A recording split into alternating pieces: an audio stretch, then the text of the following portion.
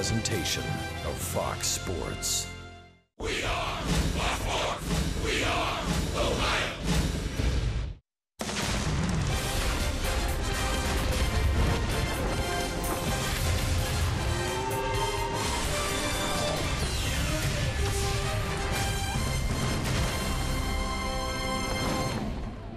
What a beautiful night it is here in Cincinnati as the Reds and the Indians wrap up the Ohio Cup for 2016 with the Reds looking for the win to send the Indians on their way here tonight. Reds and the Tribe for the final time this year here on Fox Sports Ohio.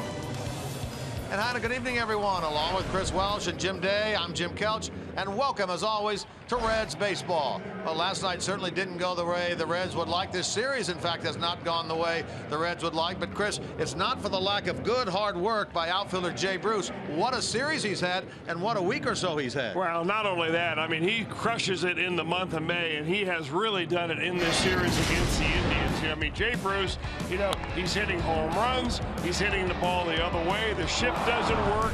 I mean, he's having a wonderful last 4 games. You see a 7.14 batting average for Jay Bruce with a couple of home runs.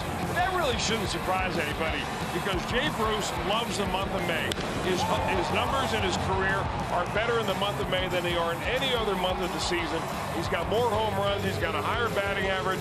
And again, here in 2016, he's showing that he really loves the month of May. Well, here are the numbers now for the all-time home run leader here at Great American Ballpark. Bruce became just that last night. Well, you surpassed the big donkey Adam Dunn when you do that. 128 home runs for Jay Bruce. Congratulations. And what's really fitting is the majority of those home runs have been hit into right field, and he goes right out there to see all those fans that he gives them souvenirs. Now, as you look for an MVP of this Ohio Cup for this year, one of the guys you could look to is the shortstop of the Indians, Francisco Lindor. I keep having to check in the stat sheet on him because I can't believe he's only 22 years old.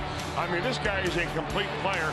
We haven't really even seen him make tremendous defensive plays yet, but what he has done offensively, mighty, mighty impressive. Batting average over 500, 3 doubles, a home run, won the game with a home run last night. And he sprays the ball all over the ballpark. This is a young superstar. Get a good look at him because he's going to be around a long time.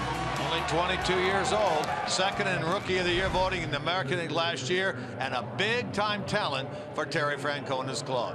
All right, we'll take a break. When we come back, Jim Day looks at the pitching matchup for tonight's game.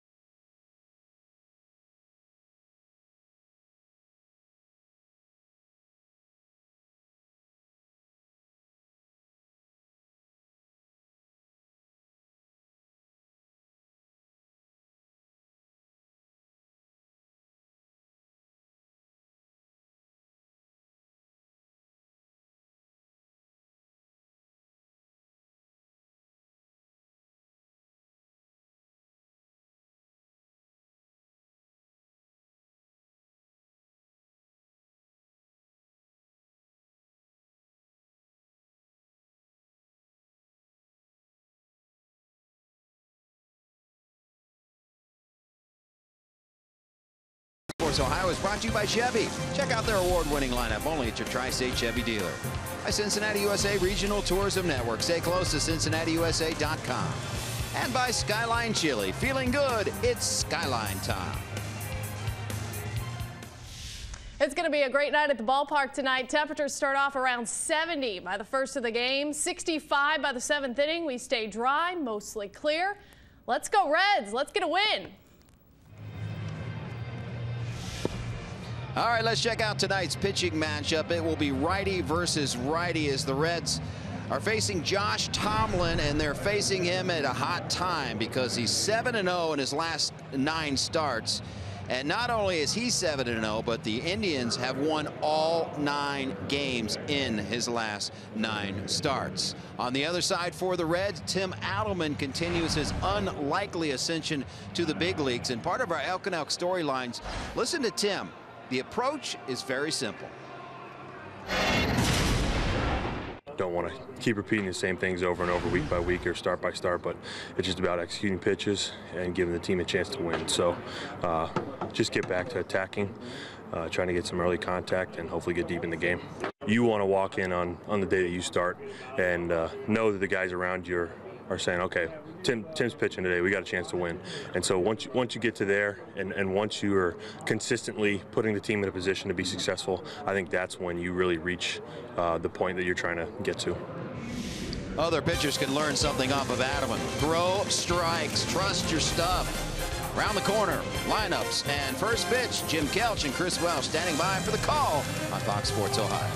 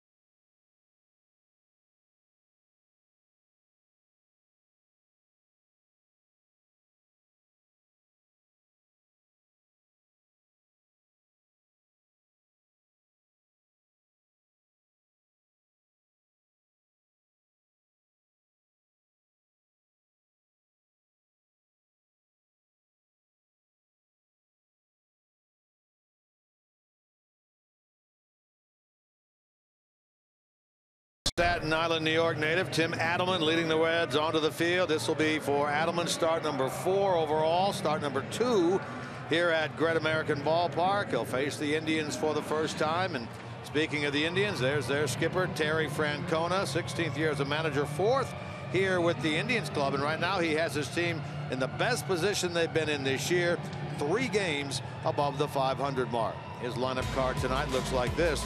Rajay Davis, what a series he's had, leading it off. Then Jason Kipnis, then Francisco Lindor, Carlos Santana, Jose Ramirez, Lonnie Chisenhall, the middle 3.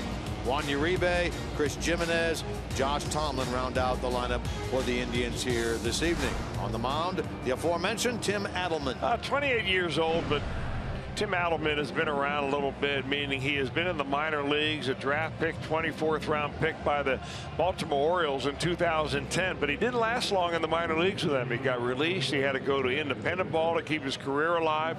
So he's been at the very bottom rung of the professional ladder before finally climbing up and climbing and climbing, and now on the big league mound.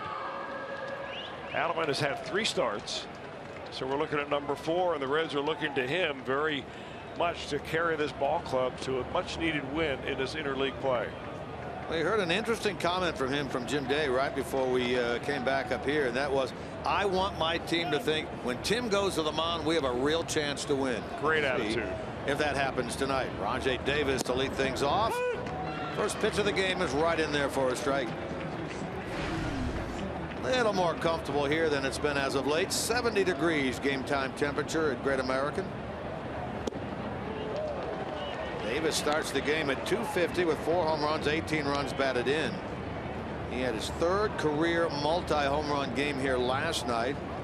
The solo shot in the 3rd, and that big 2-run blast in the 9th inning against Cingrani.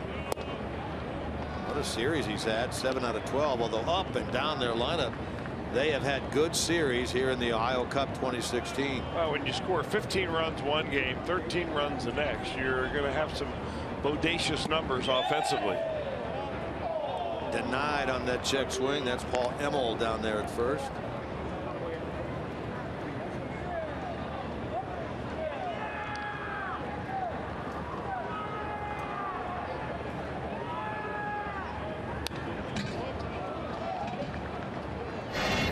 Speaking of the home runs, here they are last night. This one against Finnegan in the 3rd inning. Gave the Indians at the time a 2-0 lead, and then with 1 out and a runner on in the 9th, he hit his 2nd.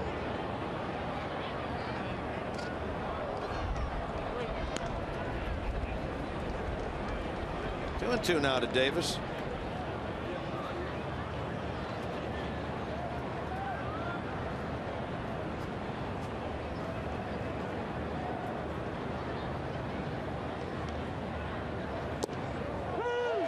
That's a great location pitch right there by Tim Adelman, and he's rewarded as Ryan Blakeney calls out Rajai Davis to get this. Like the way that Adelman continued to just work the bottom of the zone right here, especially with that last pitch, and was able to sneak that fastball by him.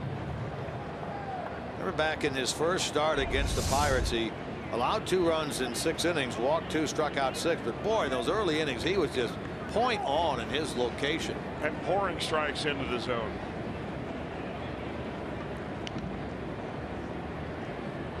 Here's the second baseman now, Jason Kipnis. Starts the game at .289 with 5 home runs, 21 runs batted in. 1 for 5 in the game here last night. The 12-inning affair won by the Tribe. They look to sweep this series. They won the first 2 at Progressive Field, and they won here last night.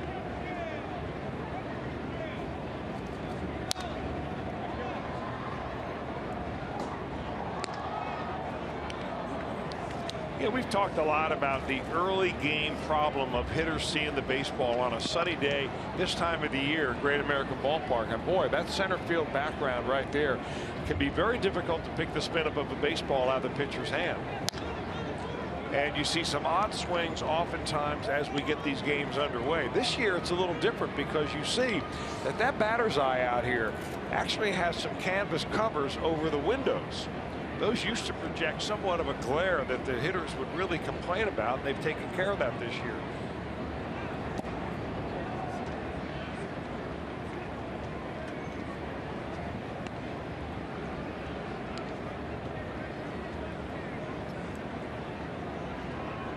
Well, back in the day, you remember when, I don't know if it was like this when you were playing, Chris, but certainly way back in the 60s, 70s, they didn't have the hitter's backdrop out there. Like at Wrigley Field, it was just the bleachers, and the people were out there, and you did as whatever you needed to do to see the ball. White shirts and all. Yeah. Take a look at the Reds defensively behind Adelman. Brought to you by your Ford dealers. They line up as follows. Duvall, Hamilton, and Bruce in the outfield. Suarez, Cozart, Phillips, Votto third to first. Barnhart catches Tim Adelman.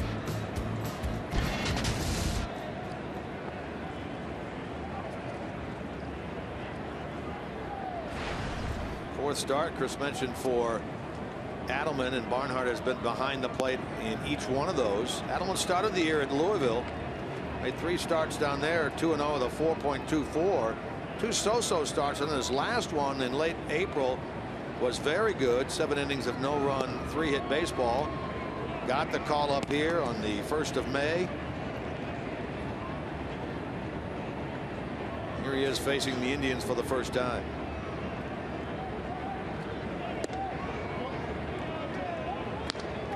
Ball's behind Lindor now at 3-0. Comes in 7th in the league in hitting at .325. 3 straight 3-hit games in this series for Lindor.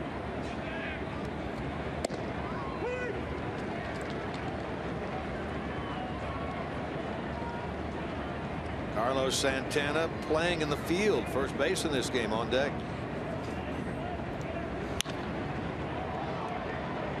Suarez chasing it, and he cannot get it. Full count. Suarez last night, big blow in that 6th inning, that 5-run frame. His team leading 9th home run. Hoping that that might be enough. Reds led 6-4 after that home run ball.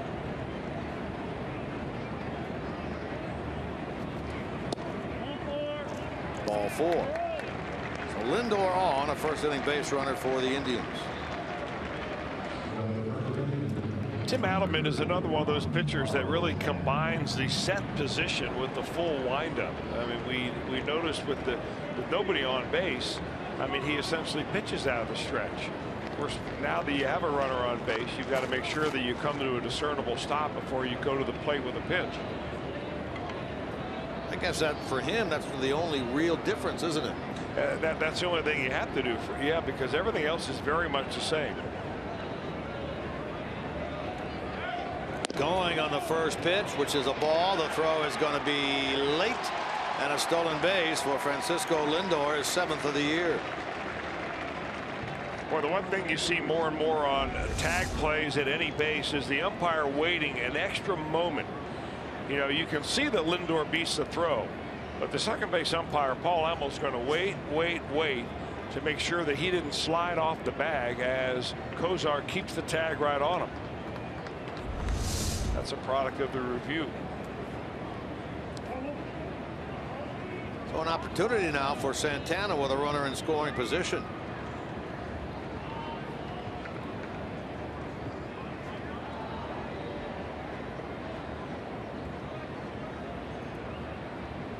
Wonder about Lindor and his stolen bases and where they compare to last year. Last year as a rookie, he stole a dozen.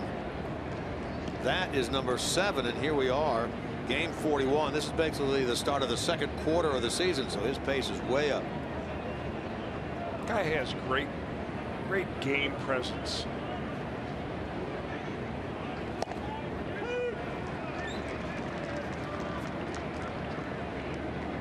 Good pitch right there. You can see that by the Reds defense, they really feel that Santana is a dead pull hitter. I mean, they've got all their guys over here on this part of the field. So you pitch him low and away, and that's a pitch that he doesn't necessarily like to hit. Out of the way of that one, and now Santana had 3 balls and 1 strike.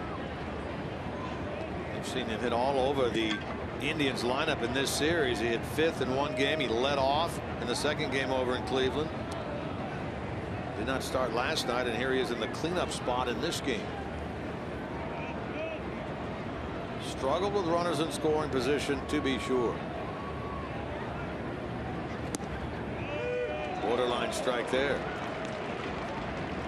And the Indians have done everything well in this series overall, hitting .365, runners in scoring position, 14 for 43. It's a .326 computed average.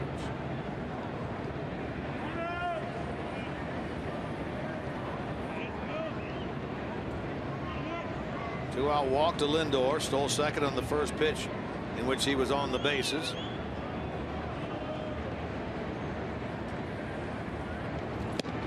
And a nice off-speed pitch. Santana went way up to chase it. Didn't get it.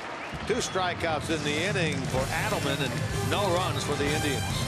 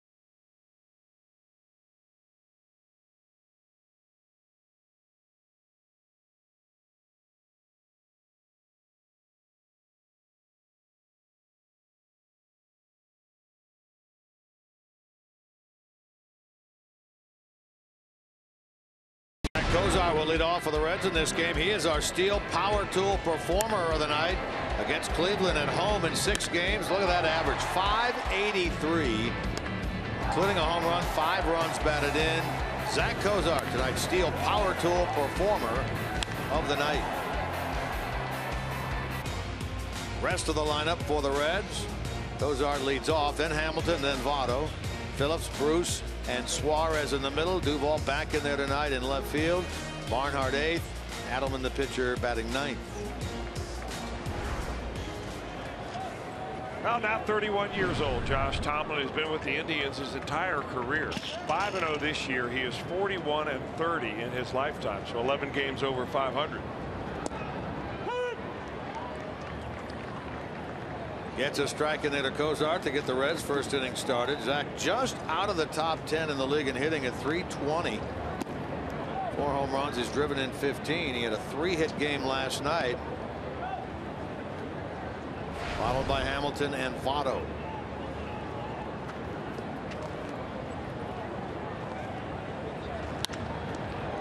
Smashed off the pitcher's glove. That is going to be a hit.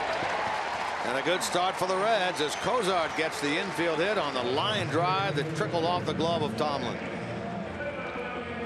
It's always the best advice any hitting coach can give a young hitter, which is hit the ball at the worst fielder on the team. And that is usually the pitcher, because by the time he delivers the ball to the plate, he's only about 50 feet from home. Usually the reaction time is such that you can knock a ball down, but you can't always make the play. So Cozart leads another game off with a hit. Tomlin couldn't get to it. Kipnis couldn't get to it. Now we'll see Tomlin work from the stretch and Uribe come way in at third base. Billy had a bunt single, you remember, in last night's game. That came in the 6th inning. 2 for 6.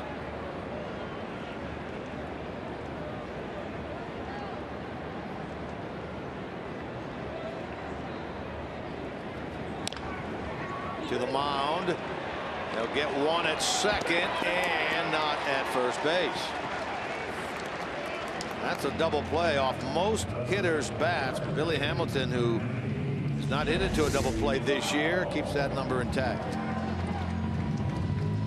Well, if you can't get the runner over either with a sacrifice bunt or a base hit, the next best thing is to have Billy Hamilton at first base and see if he can't push the running game on the Indians a little bit.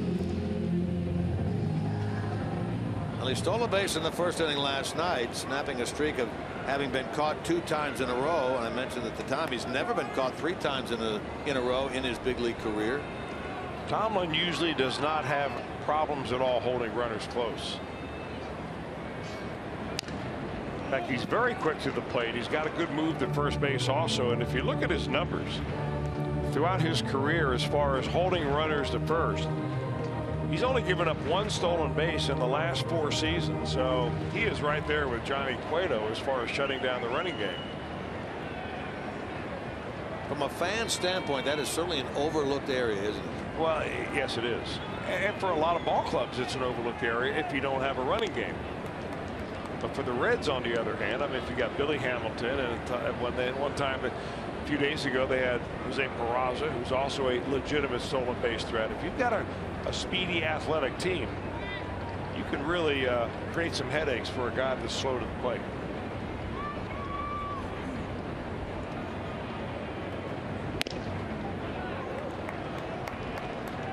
Ball and a strike to Votto, hitting .214. Drove in 2 of those 22 runs last night in that 5-run 6th inning, 2-run double. It was 1 for 4. And only 2 out of 10 in this series.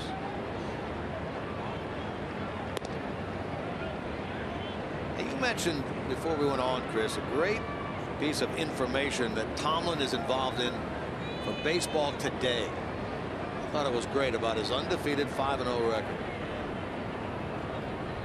You remember that? That slipped your mind. I'm searching my mind right now. About undefeated pitchers working today. Well, this is Undefeated Thursday. And Tomlin is just one of a number of pitchers that are pitching today that have an undefeated record.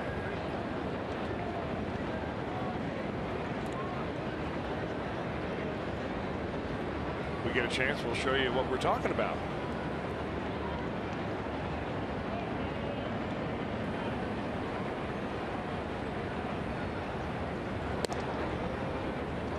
Tomlin, I guess he's just taking a chance that Hamilton might be going off the base at the same time that he throws over to the bag. But you can see he's got quick feet, and of course that's the beginning of a good move to first base, is the pitcher's feet.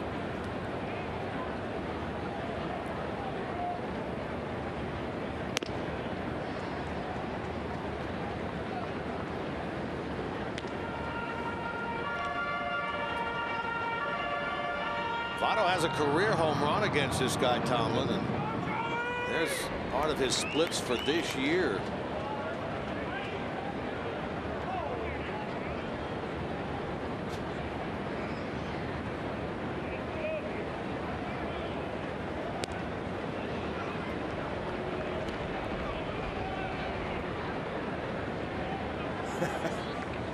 Billy getting a chuckle out of that. He's trying to get Santana to break a smile, but Carlos is being kind of serious out there.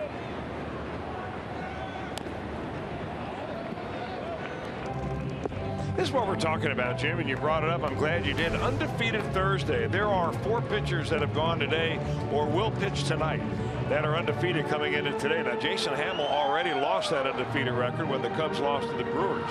Josh Tomlin 5-0. Steven Strasburg will face the Mets and Matt Harvey tonight. He brings a 6-0 record in.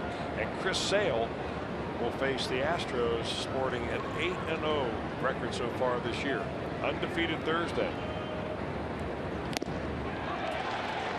And the reason I think it's interesting anyway is because, you know, if you go in order of the way we put that panel together, Hammel has already pitched for the Cubs, and he's lost his unblemished record. And maybe Josh Tomlin is next in line. That would be nice to know. Well, Chris Sale, though, 8-0 on a pretty good White Sox team. This Indians team on a road trip that will take them next to Boston and then to Chicago to take on the White Sox. Here now is Phillips. At .265 with 6 home runs and 19 runs batted in.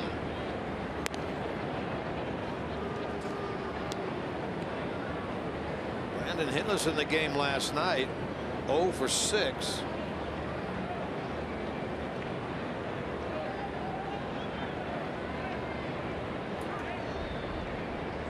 Really not getting much of a lead over there at first at all against Tomlin.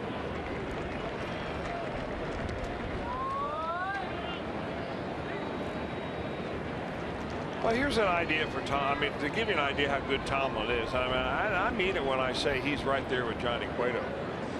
He has pitched 86 starts in the major leagues, and he has given up 6 stolen bases. That's incredible.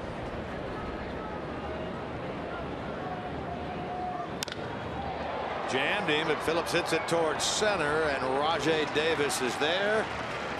And the Cozart hit goes for naught in the first.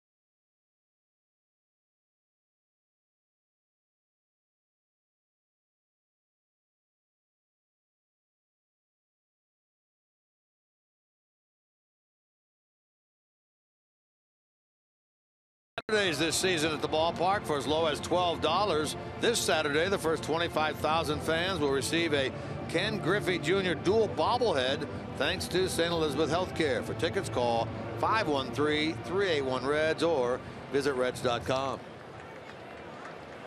You know, the other reason you may want to come out to the ballpark on Saturday? That would be? If you like good pitching, King Felix will be towing the rubber for the Seattle Mariners. Felix Hernandez.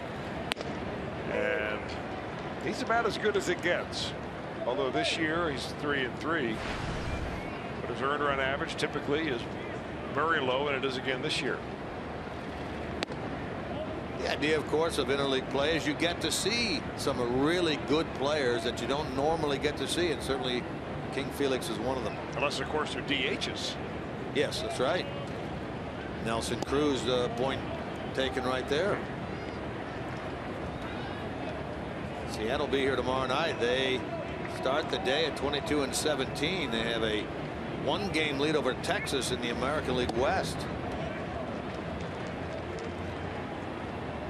Like this White Sox team, delirious the way things have gone, certainly the last 3 days over the Reds, but with the White Sox having lost 4 in a row, they have picked up 3 games in 3 days on the White Sox and are now just 2.5 games back.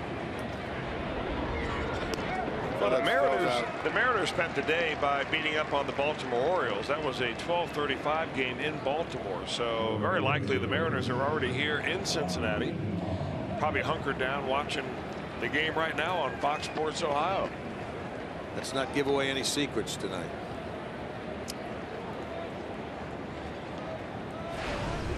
There's Lonnie Chisenhall, the right fielder. Lonnie did not start in the game last night. Did ultimately get a couple of plate appearances, actually 3 of them, 2 at bats and a walk. He scored a run. He was on in front of Davis when he hit that 2-run homer in the 9th inning that tied things.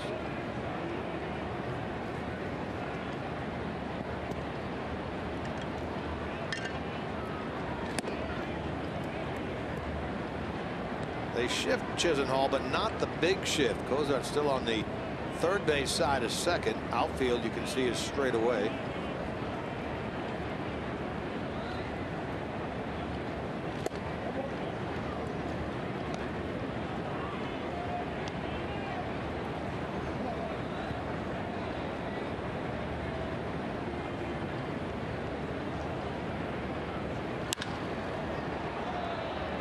Got under it, hits it to right, and Bruce will make it the second out of the inning.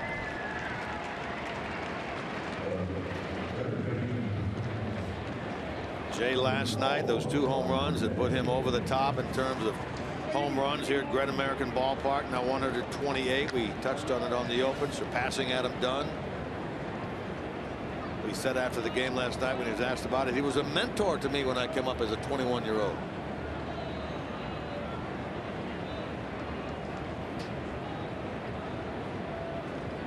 Here's Juan Uribe.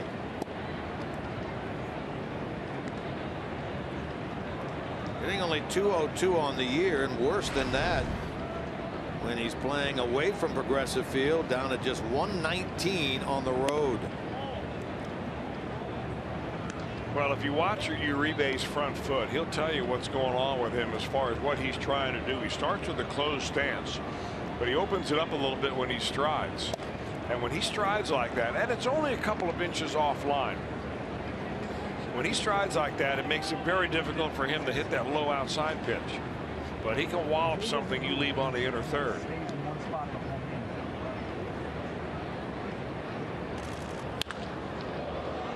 Wallops that one, but foul past third.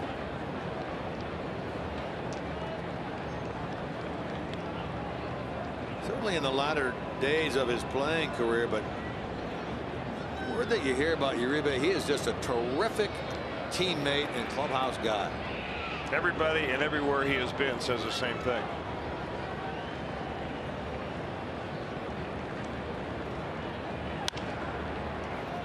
Looks like he slipped on that one. Bruce with a long run, and Jake gets there to haul it in. He got a good jump on that one off the bat. And down in order in the second go the Indians.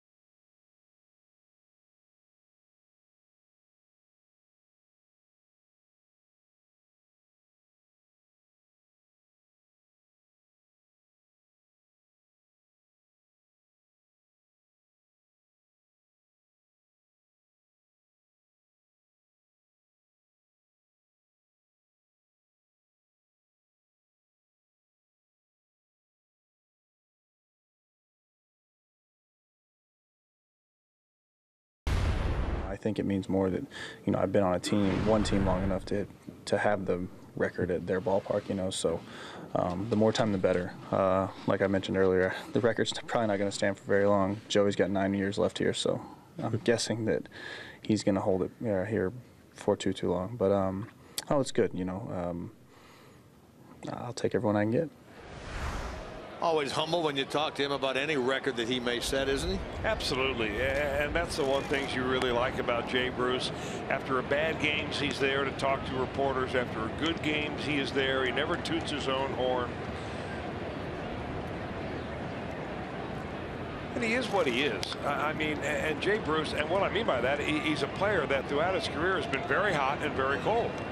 And people get frustrated because they see Jay Bruce for a month just completely go off and annihilate pitching, and they want to know why that doesn't happen 5 straight months in a row.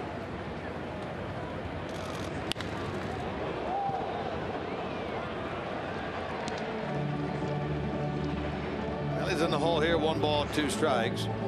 Talked about the fact that he had a very good road trip in 5 games, Philadelphia and Cleveland. He was 8 for 16. Had the 2 home runs last night, 3 out of 4. And his average all the way up to 290. Look at that month of May, 339 this month, and there's still a week and a half to go.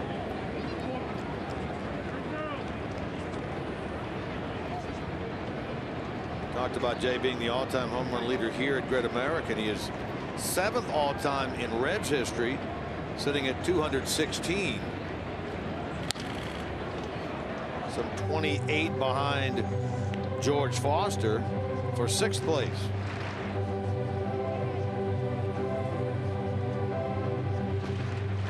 Suarez on deck. He had a big blow last night.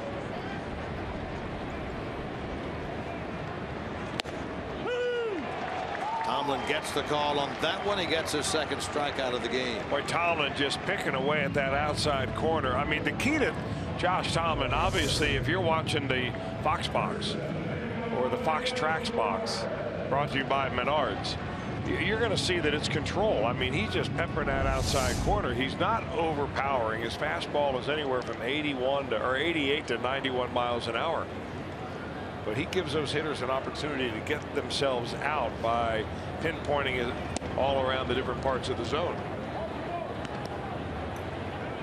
He is now with a Eugenio Suarez. Team leading 9 home runs for Suarez. 26 runs batted in. Just 1 off the pace set by Jay Bruce. Again, that 3-run homer in the 6th inning last night.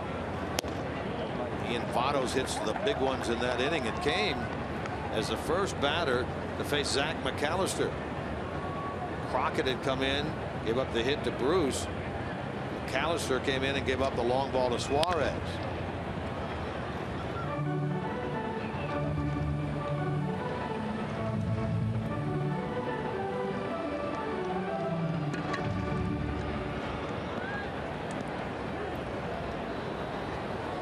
Another pretty good crowd on this Thursday night here at GABP. Great night to be out at the ballpark. Yeah, it really is. Ohio Cup 2016 closes its doors here tonight. Jammed him there, and Santana will make the play for out number 2. Take a look at the Indians' defensive setup, brought to you by your Ford dealers. Ramirez, Davis, Chisenhall in the outfield. Uribe and Lindor left side. Kipnis, Santana right side. Tomlin throws to Jimenez. Yan Gomes getting the night off tonight. Here's Adam Duvall back in the starting lineup tonight. Had the night off last night in terms of starting. Former Indian Tyler Holt started out there. Duvall did enter the game later as part of a double switch. Had 2 at bats. Was 0 for 2.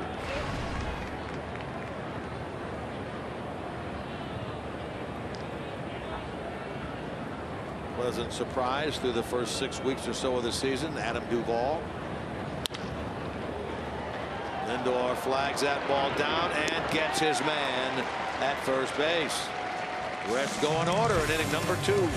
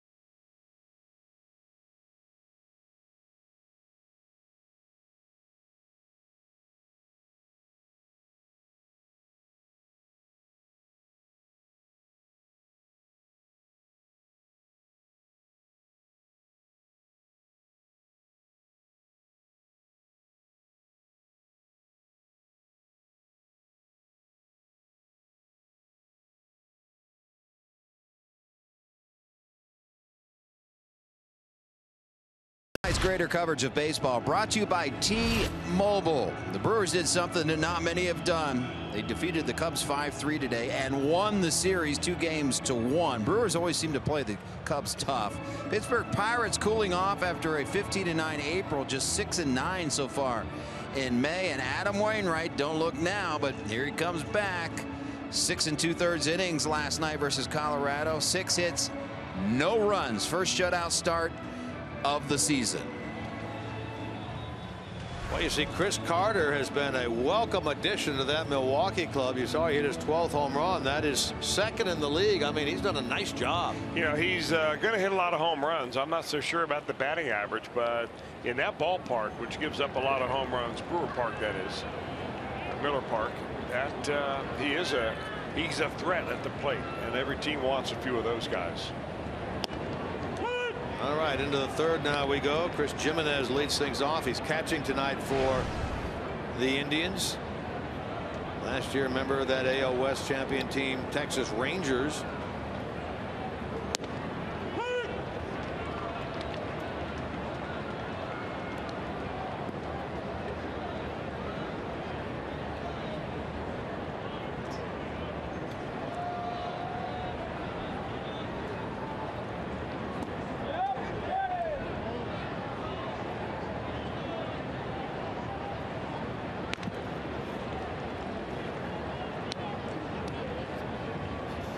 Limited time with this Indians club for Jimenez. Actually in spring training with the Rangers also this year. Injured, started the year on the DL. Designated for assignment in early May by Texas. Signed by the White Sox, and now he's their backup catcher to Yan Gomes.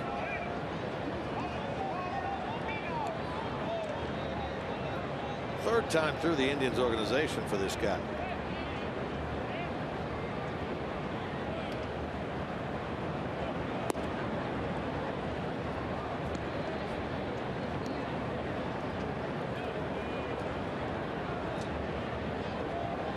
Tomlin on deck.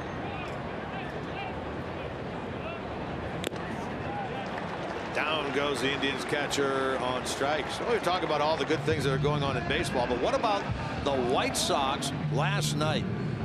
Not one, but now 2 triple plays they've turned this year. One on your left is the first one against Texas.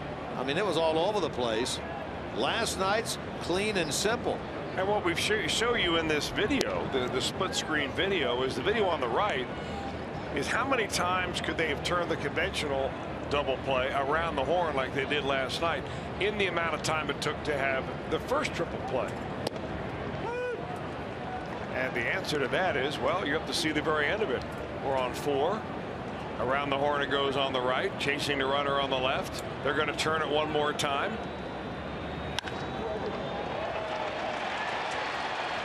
So what was the answer? 6, 7 times? 5 times. 5 times, okay. But, which is pretty amazing, really.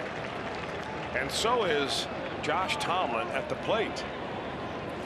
He is now 5 for 8 as a hitter in the major leagues. He's not swung the bat in a real ball game since 2012.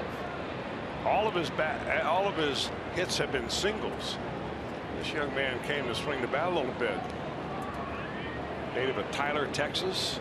They call him the Little Texan.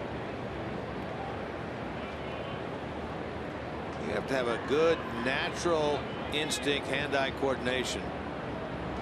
You're a pitcher and you haven't hit for 4 years, and you get up there and just swing the bat and hit it right up the middle like that. First thing you have to have is eyesight.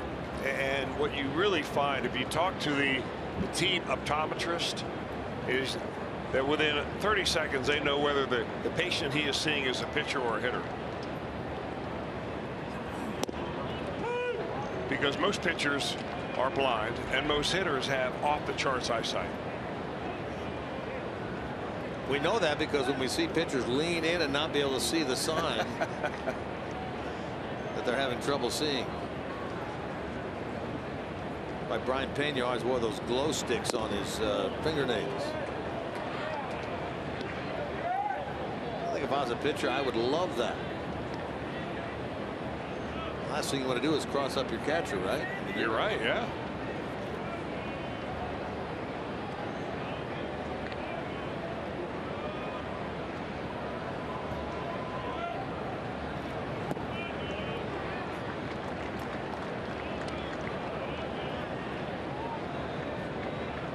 Adelman used a combination of about 3 or 4 different pitches. 91 miles an hour on the fastball, throws a curveball, a changeup. It also changes speeds on his fastball a little bit.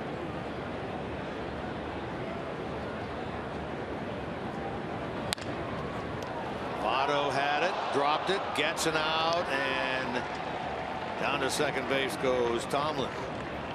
A unique throwing style that Votto has. You see it a lot. You saw it right there. Well, it certainly isn't textbook at all, but if you come out to the ballpark early and you watch Joey Votto take ground balls, and as part of taking infield practice, you throw the ball around to the bases, he practices that particular throw all the time. So that's why he's able to throw it on the money most of the time. You see it on ground balls to his right. You see it when he's charging on a potential sacrifice bunt. We saw it right there. Doesn't always have a lot on it, but it's accurate, as you say. Here now is Kipnis. Popped up to the shortstop Cozart his first time.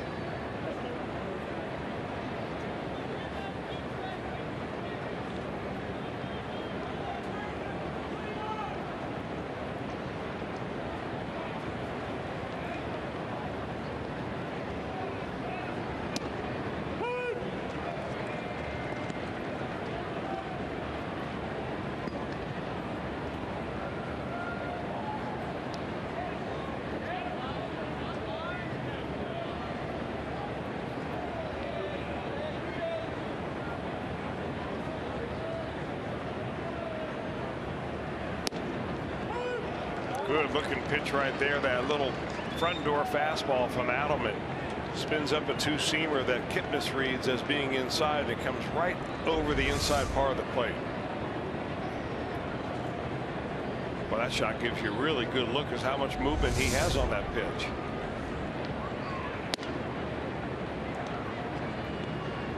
Really, from a mechanical standpoint, that's the most difficult pitch for a right-handed pitcher to throw.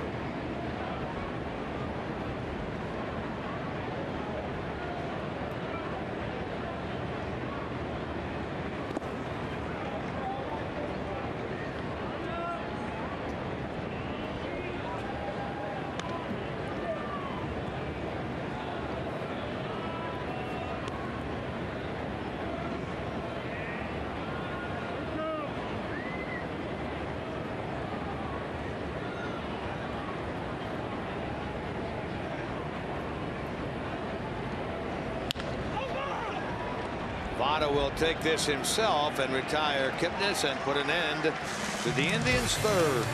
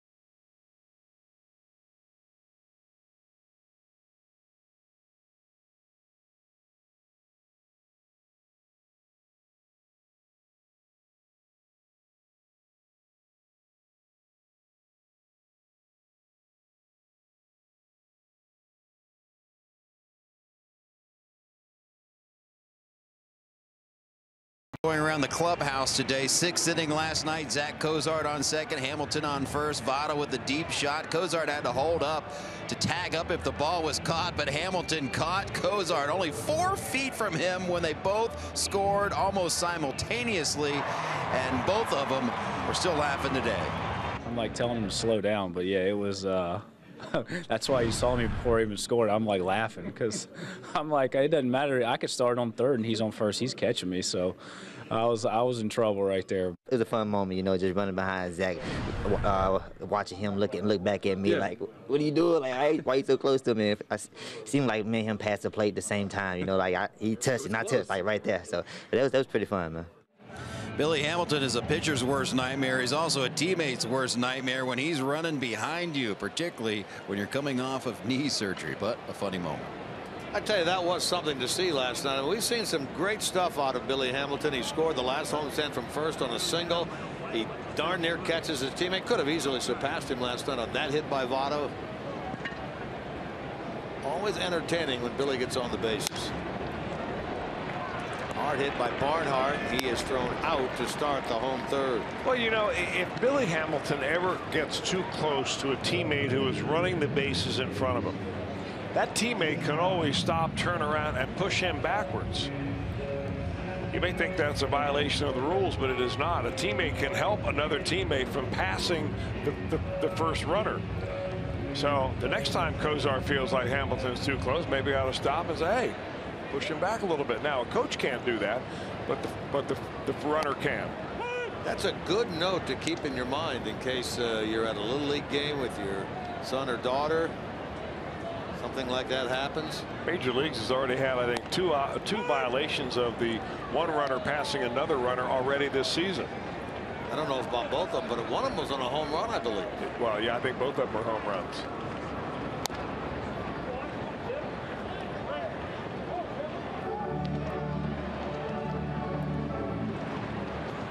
Great if there was a website that you could kind of type in situations to and things would come up.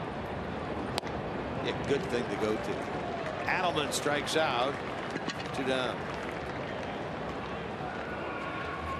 Remember to follow Cincinnati Reds baseball live with the MLB.com @bat app. Stay up to the moment at any moment with game day, live game video highlights, StatCast, news, and more. Download MLB.com @bat. It's the #1 app for live baseball on your phone and your tablet.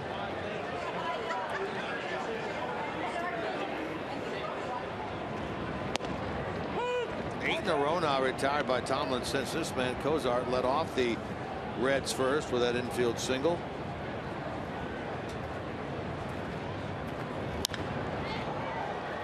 And now he'll get Cozart on this ball.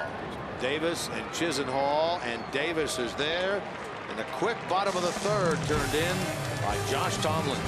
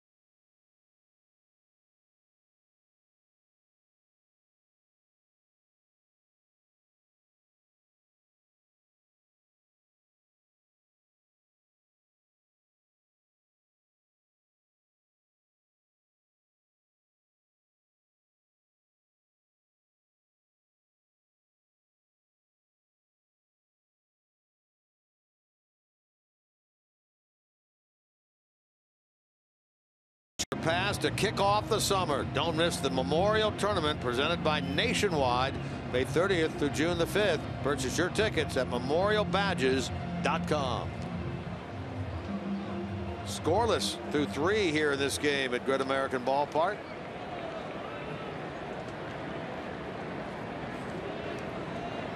Adelman has been good in his starts through 3 this year. In fact, he's not allowed a run through the first 3 innings of any of his starts this year. Gets it going here in the 4th against Francisco Lindor.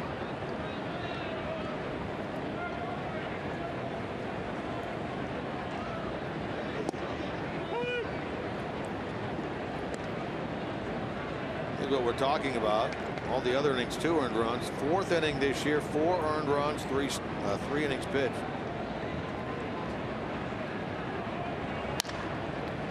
In the hole, picked by Cozart, and a high throw, and into the dugout it goes. Lindor ended up at second in the 1st. They're here to start the 4th. You know, the first instinct of any professional athlete is I can make the play.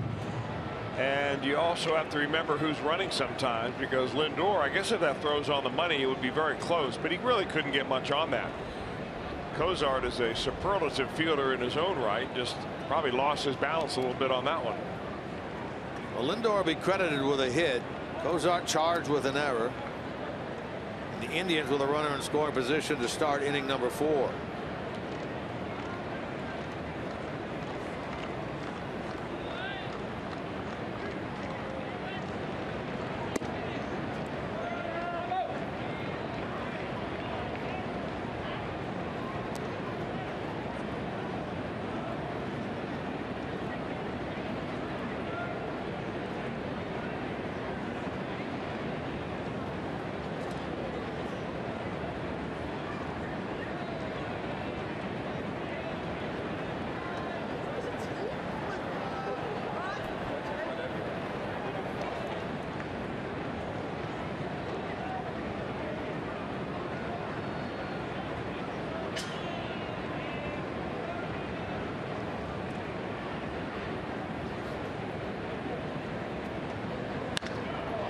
Santana puts a charge into this ball to right, and the Indians have jumped in front 2-0 here in the top of the 4th. Boy, oh boy, the 4th inning has been an absolute disaster for Adelman.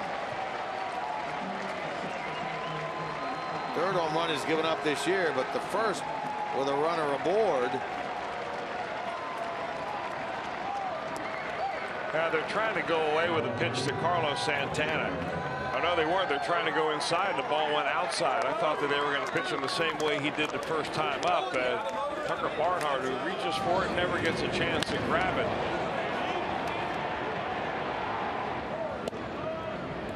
And that's why that pitch, you know, we talk about the front door fastball, you know, the one that starts off the plate and comes back and gets the inner, you know, just on the edge. That is a very dangerous pitch, in addition to being a very difficult pitch to throw. It's difficult because if you miss your spot, you're either going to hit the batter sometimes or you're going to leave it out over the plate. It's dangerous because when you leave it out over the plate, especially with runners on base, it's a multiple run home run.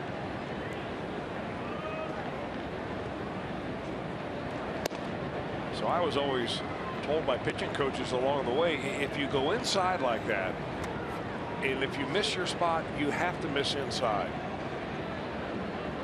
Better to bury the ball into hitter's ribs and leave the ball out over the plate and pay for it with a 2-run bomb. 6th home run of the year for Santana, who is the Indians' all-time home run leader by a switch hitter. 123rd career home run for him, and now Adelman walks Ramirez following the home run ball. Well, I know there have been studies on it, and it's uncanny how often that happens, especially the young pitchers. Give up a home run, then you get a little bit shy about throwing the ball over the plate, which has been his forte since he's come up here with the Reds, and you walk the next batter. Well, the Reds really need Adelman that takes care of some innings here tonight.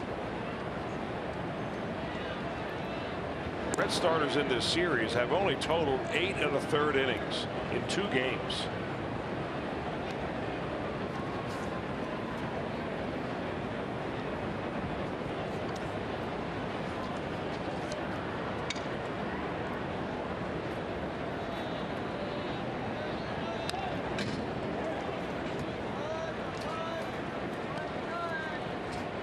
Back when Alfredo Simon went 7 2/3 innings a couple of weeks ago on May the 5th. Since that time, no Red starter has gone more than 6 innings. That is a burden on your bullpen, and there's just no way around it.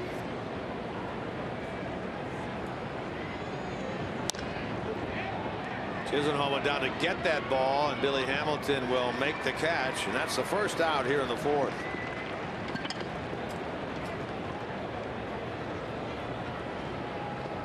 Lindor had an infield single and went to second on the throwing error by Cozart. Santana brought him home with his 6th of the year.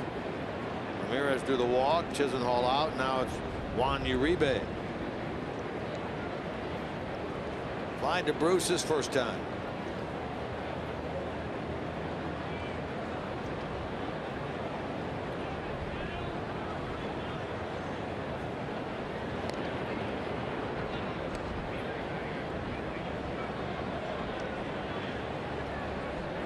Talking over in Cleveland with Indians manager Terry Francona about his team, and he said the thing that a lot of managers say, you know, we just want to hover around 500 early until we can really get rolling, and that way we don't have so much ground to make up. He said the first 3 years that he's been the manager here, we've gotten up to such slow starts that it's taken us forever to really get rolling and get back into things. This year, here they are on the 19th of May, a season high 3 games over, and if they win tonight, they will equal their longest winning streak of the season. So he's a little bit more pleased with the way things have gone this year than the first 3 years.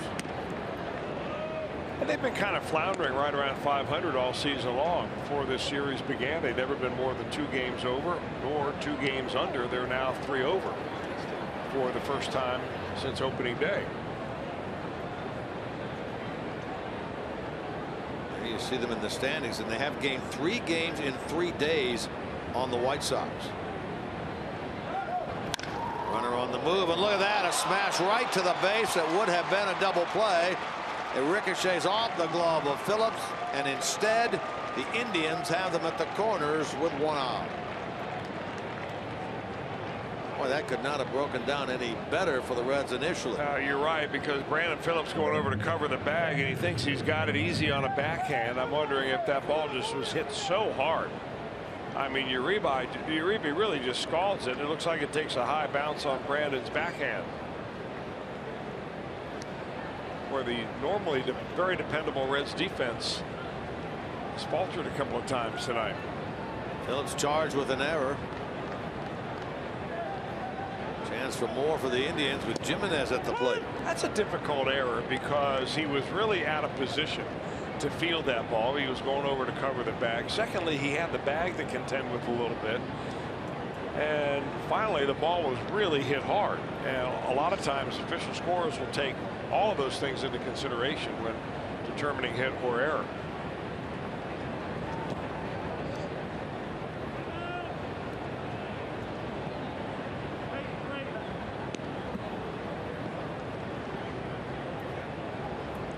I wonder if Adelman may have hurt his back. He's walking around out there like his back hurts, and anybody who's got a sore back walks around with your hands on your hips. We've done it before.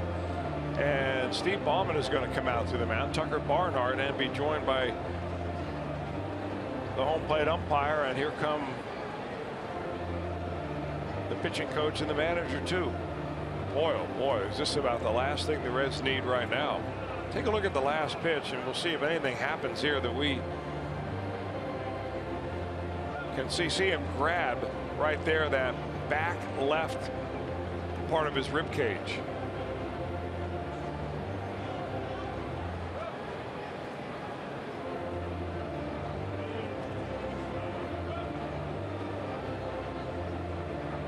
Just looking at his facial expressions, he doesn't look very optimistic, does he? Wow.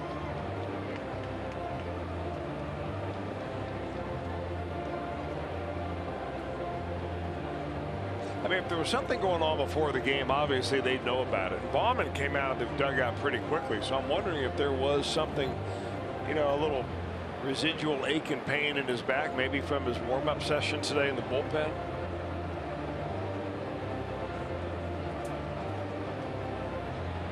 I mean, he doesn't even look like he wants to take a couple of practice pitches to see if he can pitch through it. I mean, you got a bad back, you just can't pitch, period. We know that. That's a shame. Adelman is going to leave the game. Steve Baumann, the head trainer of the Reds, walks off with him. And you're exactly right. That is a crying shame for Adelman. He'd given up the 2-run homer here, but he pitched pretty well through the first 3 innings, and he will leave. And so the woes of the Reds and their pitching continue here with an injury that forces Adelman out of the game. The Reds will bring on a new pitcher who will get as much time as he needs to warm up. I'm surprised when we saw that shot there that Adelman didn't go right down into the clubhouse. Maybe he's just going to, yeah, that's what he's going to do, just grab his jacket and then go on down. Mark Riggins in the dugout, the pitching coach of the Reds, trying to decide what they're going to do here in terms of a new pitcher. There goes Tim, and this is 4th start into the dugout. Meanwhile, Caleb Cotham, who pitched in the game here last night, will come on into the game for the Reds and again get as much time as he needs to warm up. This is our Skyline Chili call to the bullpen here in the 4th. Back with more in a moment.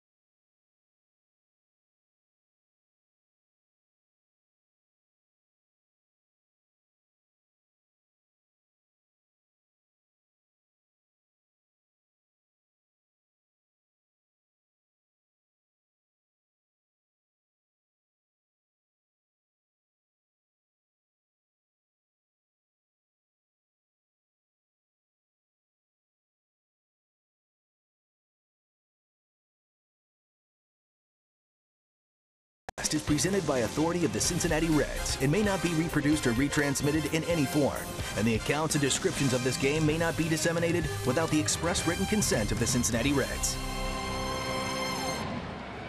Make sure you cheer on your Red Legs when they take on the Seattle Mariners tomorrow through Sunday. Thanks to Reach Magazine, you can catch all the action and save with the 4 for $48 ticket offer. Get 4 view level tickets and 4 Reds hats for only $48. For tickets, you can call 513-381-REDS or go visit Reds.com. Talk about the Mariners, going to be the team that comes into town tomorrow. They'll be here tomorrow at 7:10. Then Saturday the game is at 4:10. Sunday the game is at 1:10. Scott Service is their manager. He's in his first year. He replaced Lloyd McClendon, who had managed out there for a couple of years. Big road record, second best in the big leagues at 15-7. The pitching matchup for the series, Iwakuma against Straley tomorrow night. Chris was talking about King Felix Hernandez on Saturday against John Lamb. Wade Miley, one of the newcomers to their rotation, against Alfredo Simon on Sunday. They added Miley and they added Nate Carnes, new players into the rotation. And how about their closer this year, Steve Cishek? Remember him from the Marlins days. He had been a closer for them and was out of the closing business for a couple of years, and they signed him as a free agent, and he's now their closer. Well, he's the right-handed pitcher that throws some way down under. Cishek does, and not only throws some way under, but he also throws it fairly hard from way under in the low 90s. So Caleb Cotham takes them out. He's got about as long as he wants, obviously, and I can tell you, I don't think there's a pitcher that has ever had to do this that likes this. Warming up in front of everybody else, especially the other dugout. Now, it may not be as bad for relievers, but sometimes long men who are primarily starters, you know, it takes a while. You want to throw a few pitches.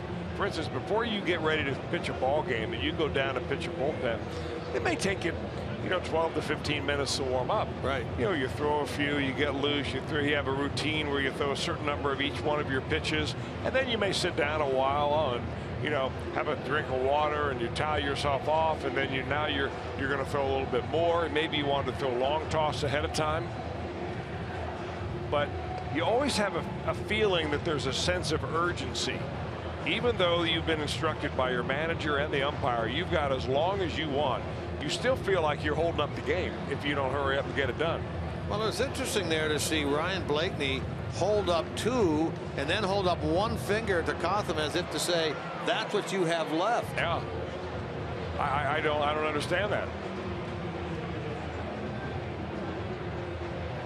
I think maybe Cotham may have been telling the home plate umpire, all I need is 2 more, and the umpire agreed. That'd be great.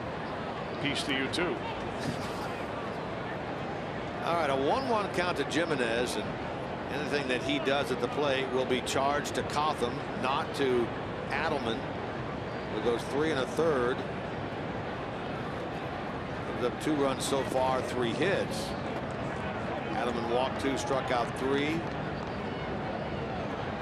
Runners on are his responsibility, talking about the starter. Now this will make the string continue, including tonight. Reds have had 10 of the last 12 starting pitchers fail to get through the 6th inning.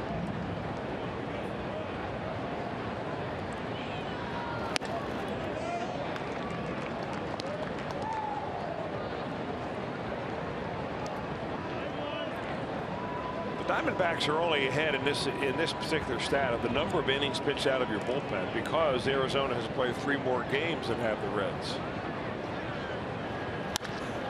Double play ball. There's 1. There's 2.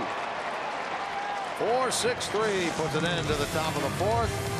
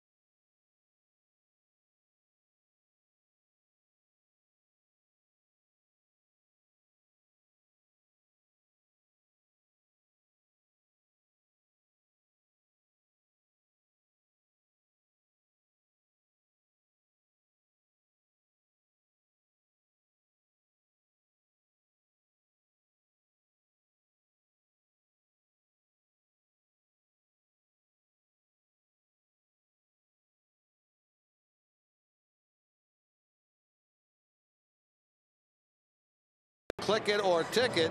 And on Friday, stop by the Fox Sports Ohio photo booth inside the fan zone here at Great American Ballpark to get a souvenir photo and some great prizes. Click it or ticket. Well, back to the mound goes the longest tenured Indian, Josh Tomlin. Perfect on the year at 5-0 with a 3.82 ERA. In terms of what he has done against the Reds in his career, he's made 4 starts against the Reds, 1-2, 5+ ERA. That victory came way back in 2011 in Cleveland.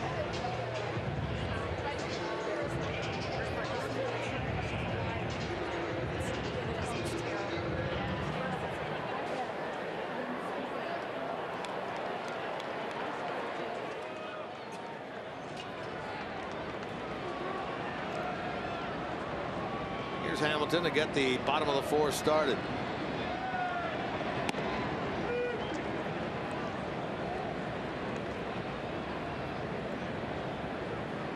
Tomlin 33 pitches through 3 innings. Very efficient tonight.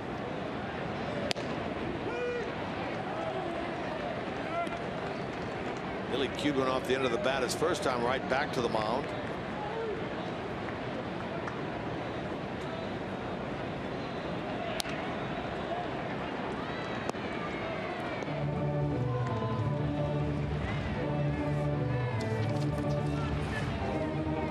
You like first pitch strikes, 9 of 11 so far in this game for Tomlin.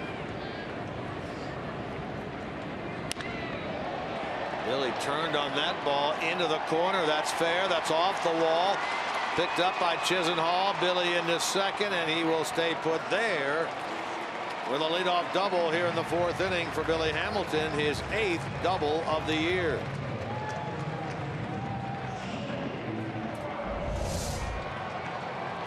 We've talked about Billy Hamilton spraying the ball to left field, and when he starts getting pitches that he can drive a little bit, he's a very strong young guy. I mean, even though he looks frail, he's wiry,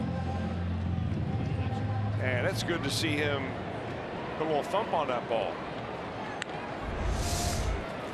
3rd hit of the series for Billy Hamilton.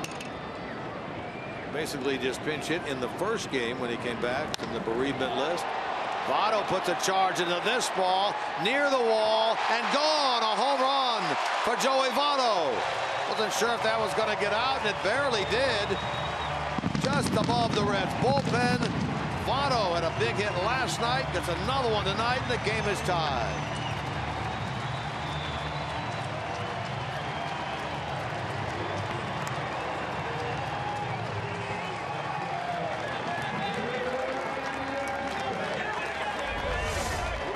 We saw it last night with Joey Votto, who hit a double, but struck out the first couple of times and then gets a pitch on the outer 3rd. And boy, is that dangerous if you get it out over and on the plate. Votto jolts it out of here to dead center field like he normally does every day. Out here grinding it out about 2:30, 3 o'clock in the afternoon, taking extra batting practice. Lindor the backhand pick, and they get Phillips for out number 1.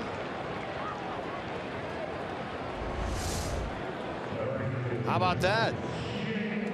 Jumpmen continue to shine here at the ballpark. Votto and Phillips.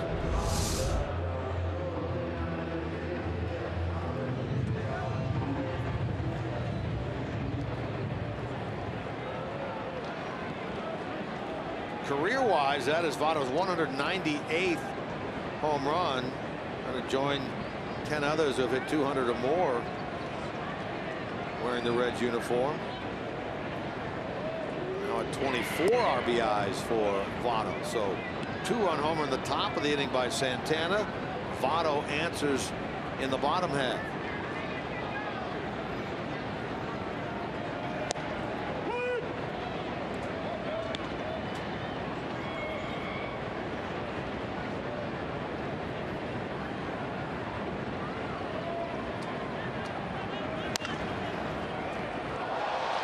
By Santana, but they will recover to the tribe and get Bruce on a 3-1 putout. The batter will be Eugenio Suarez. He's tonight's IGS bringing the energy feature. Suarez, season best 6-game hitting streak for him. 9 hits in that span, 3 of them home runs, 8 RBIs. Suarez, IGS bringing the energy.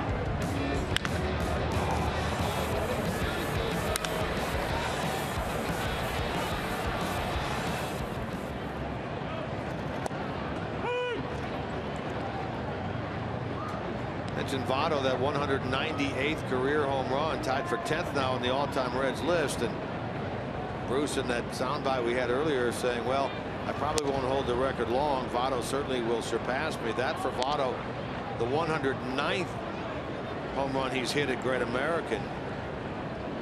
He's 4th all-time. He's have to put some good work in to surpass Jay. Lindor in the hole, jump throw, and it got away, and Suarez is on, and he's going to end up at second base. That's going to be an infield single for Suarez to keep his hitting streak going. Now it's 7, and a throwing error by Lindor. Well, Lindor gets to this ball in a hurry. Uribe gives up on it. Lindor pops himself into the air and then throws. If it's on the money, they've got him.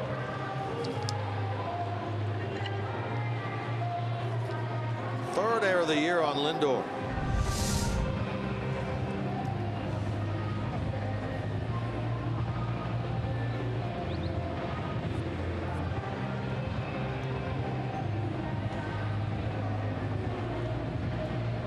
Talking about errors, pre-Lindor Indian shortstops, 11 errors in 61 games, and Lindor a little more than double the number of games played and just a few more errors. Really right before him at shortstop was Jose Ramirez, who's really for the most part an outfielder now with his team. Well, Lindor has been big league ready with his glove for probably 5 years. They wanted to wait, of course, until he got a little bit older, until he could handle big league pitching with the bat. I'd say he's there. Here's Duvall with an opportunity now with 2 out to give the Reds the lead.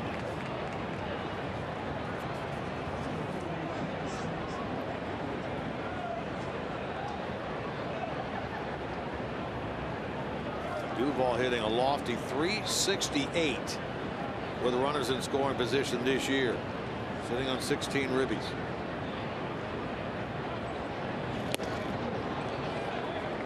Kivas Sampson now throwing in the Reds bullpen.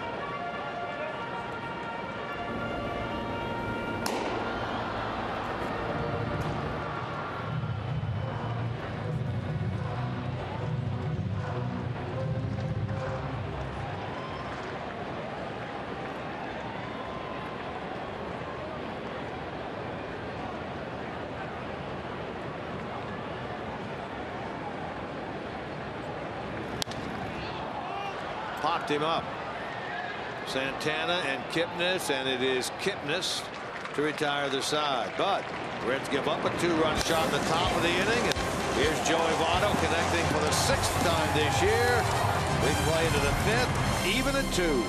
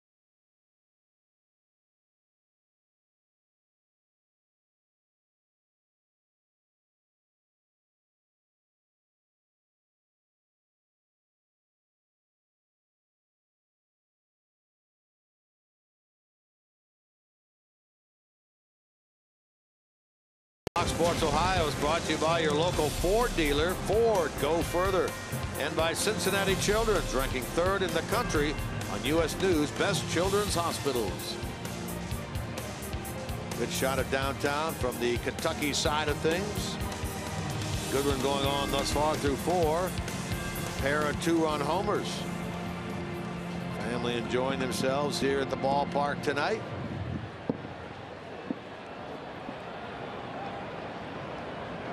Fifth inning now. Josh Tomlin will lead things off.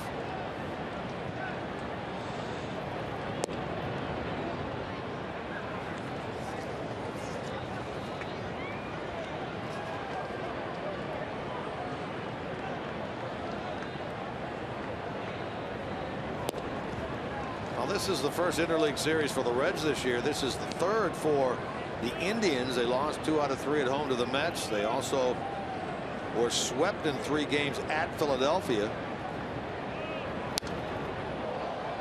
They go back to the American League schedule beginning tomorrow. They have the Boston Red Sox. Then they go to Chicago. They have a doubleheader on Monday against the White Sox up there.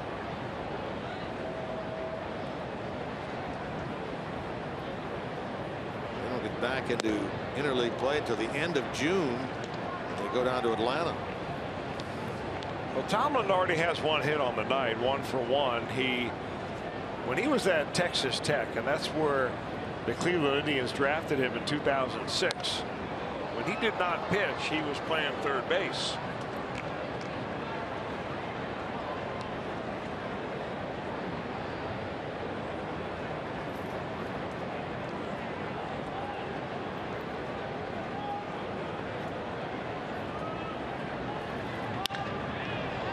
Got himself another hit. He pulls this one inside the bag at third.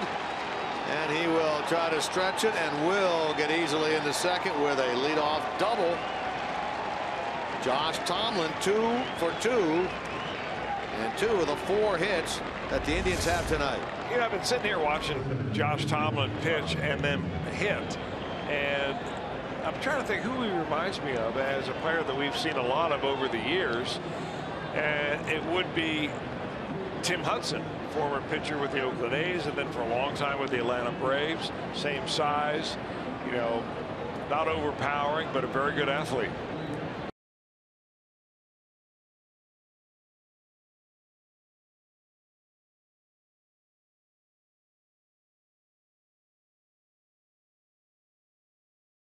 Play-by-play. I might have to do that.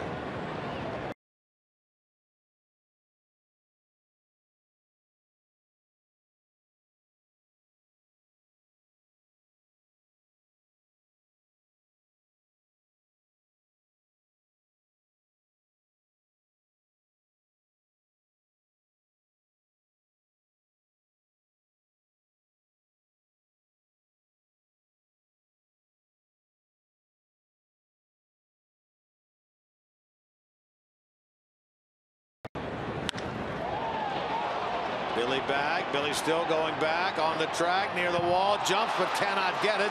Tomlin had to wait to be sure. They're going to wave him around. And no throw from Cozart.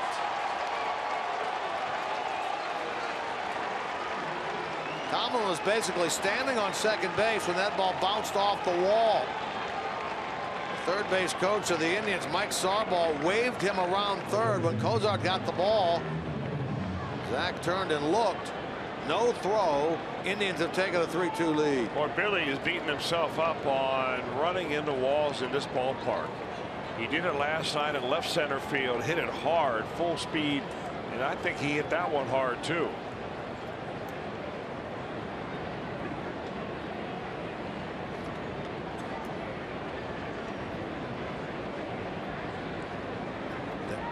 Davis gets the double and the run batted in. Indians regain the lead here in the 5th inning. We were talking before the game about who may be the most outstanding player of the Ohio Cup. We threw out the name of Francisco Lindor, and he has a walk, a steal, a hit, a run scored tonight.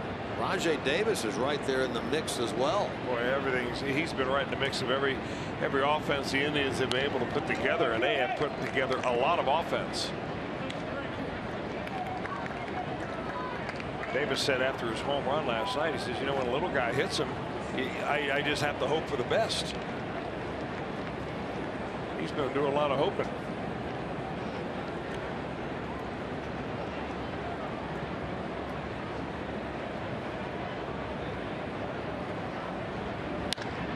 Hopped him up.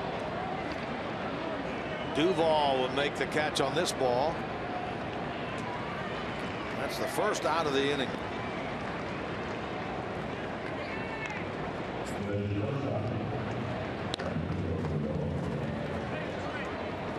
Here's the aforementioned Francisco Lindor. Now it's 10 hits and 18 at bats in this series.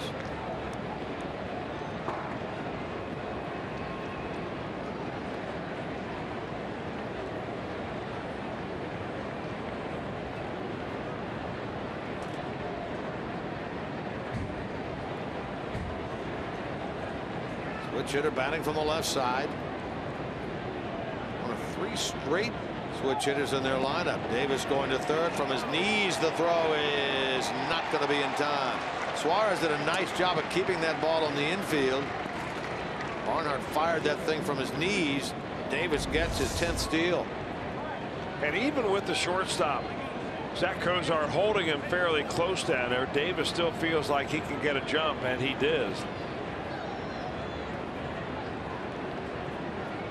Suarez even putting that knee down a little bit, maybe to try to keep Davis to get to the bag, but he still got in there. Ties Davis for second in the American League in stolen bases. Jose Altuve of the Astros leads the league with 15.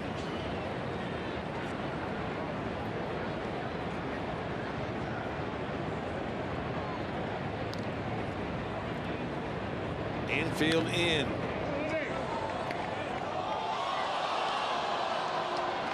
You know, you see it a lot with fielders who have a pretty good idea that when a runner is coming in head first, they can drop their knee down and maybe block the base a little bit. You see Suarez trying to do that. He did give a part of the bag to the runner right there. That's going to drop down the left field line, and another hit for Lindor. The stolen base pays off for Cleveland. Guy is waving a magic wand right now. Now lead 4-2. 2 hits in this game. 11 in the series for Lindor. How about Rajai Davis? He scores a run. He has now scored 10 runs in this series.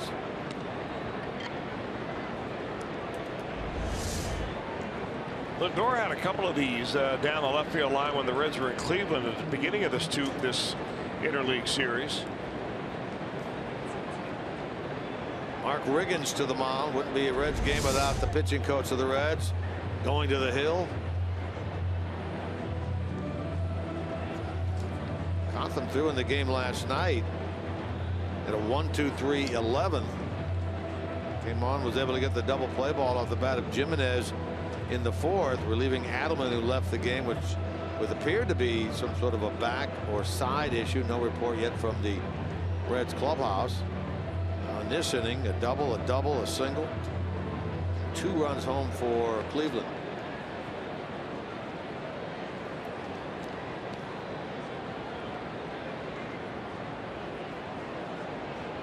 Carlos Santana steps in.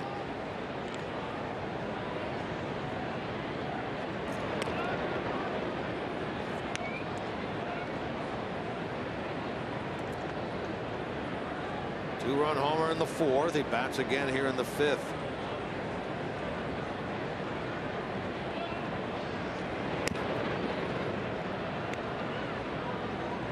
Gotham trying to keep Lindor close. He stole a base back in the 1st inning, his 7th.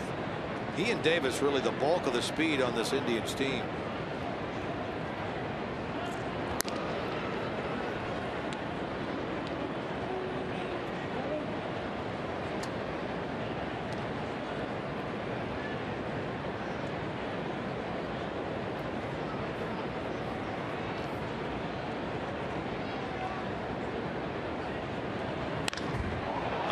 Blast to right field by Santana, and a multi-home run game for the Indians first baseman here tonight. This one with Lindor aboard. This has been a 4-run inning, and it's now 6-2 Tribe.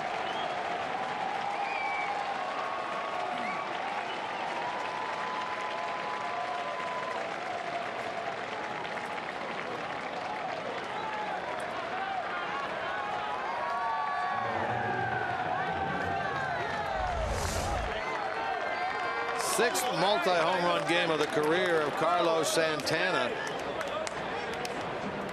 4 RBIs in this game for him. The Reds have figured out where not to pitch Santana, because that pitch may have been a little bit more inside than his previous home run pitch, but still up around waist high.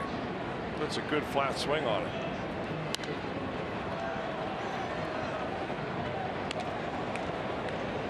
So now it's Jose Ramirez.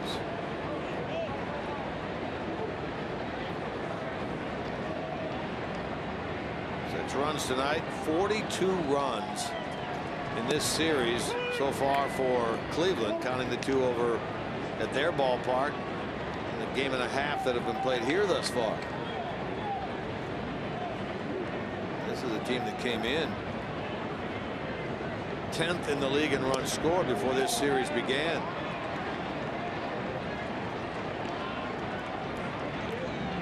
Check swing and an appeal down the 3rd, and yes, says Timmons.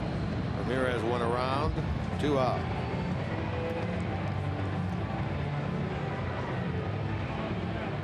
For the batter, Lonnie Chisenhall.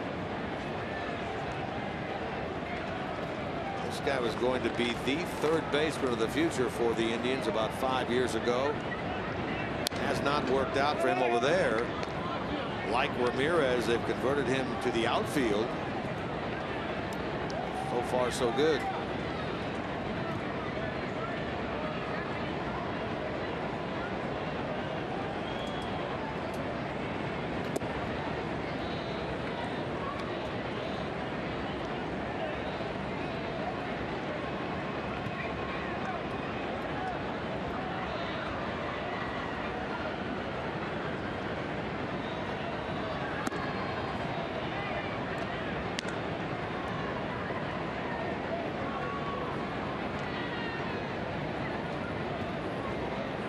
Cotham figures to be finished after this 5th inning. The pitcher spot due up 2nd in the bottom of the 5th.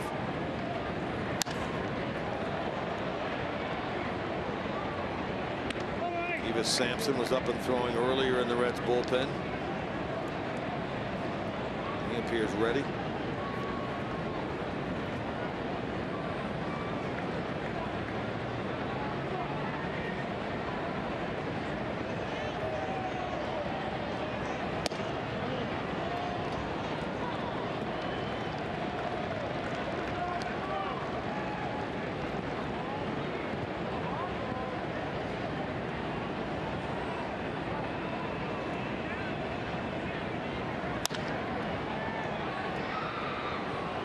Cozart out, Hamilton and Duvall in, and it'll be Adam Duvall to make the play. Chisenhall 0 for 3, but the Indians get 4 in the top of the 5th.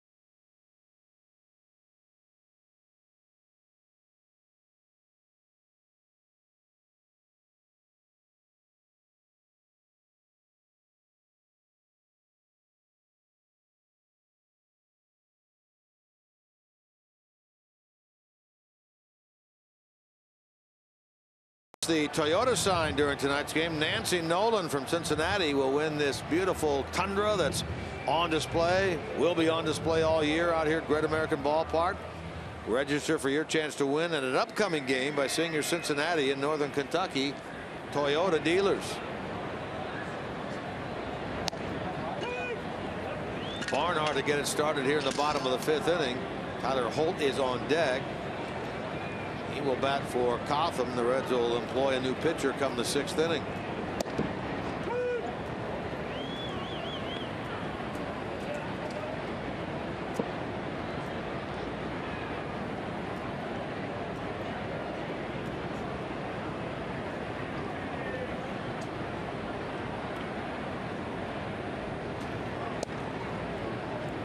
Tucker hit the ball hard his first time, unfortunately right at Uribe down at 3rd.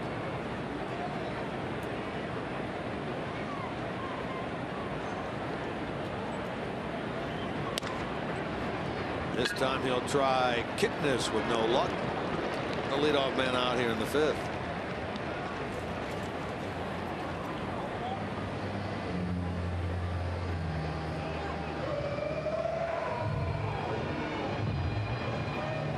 So here comes the former Indian Tyler Holt.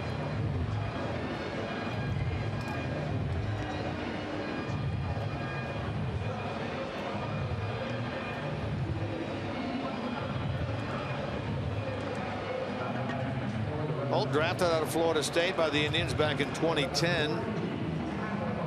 Made his big league debut 2 years ago with the Indians. 36 games with him in 2014. Only 9 games with him last year. He spent most of the year at AAA Columbus. And then remember, he was claimed by the Reds late. He played 5 games with Cincinnati. Well, we saw him a lot during spring training at Goodyear down there, of course, with the Indians and Reds sharing the complex. Always high energy guy.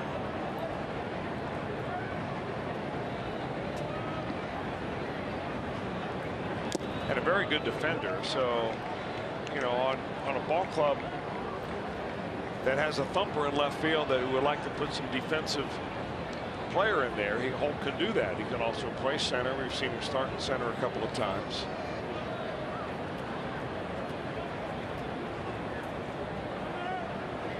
Driven in a couple of runs this year, no home runs. Actually does not have a major league homer. The other thing to watch here, you know, the Reds have had a string of bad luck. They've had some bad pitching, some bad baseball, and some bad luck. But tonight, especially bad luck with Alderman leaving. You got to watch this ball club and see what the attitude is. I mean, you're down 6-2. All of a sudden, you know, with a 4 spot on the board, the 5th inning, I mean, it can take the wind out of your sails, there's no doubt, but you still got to get out there and compete, and you've got to get after it. And that's where these guys have to draw on a little professional pride, not to you know, play the "oh, woe is me" card.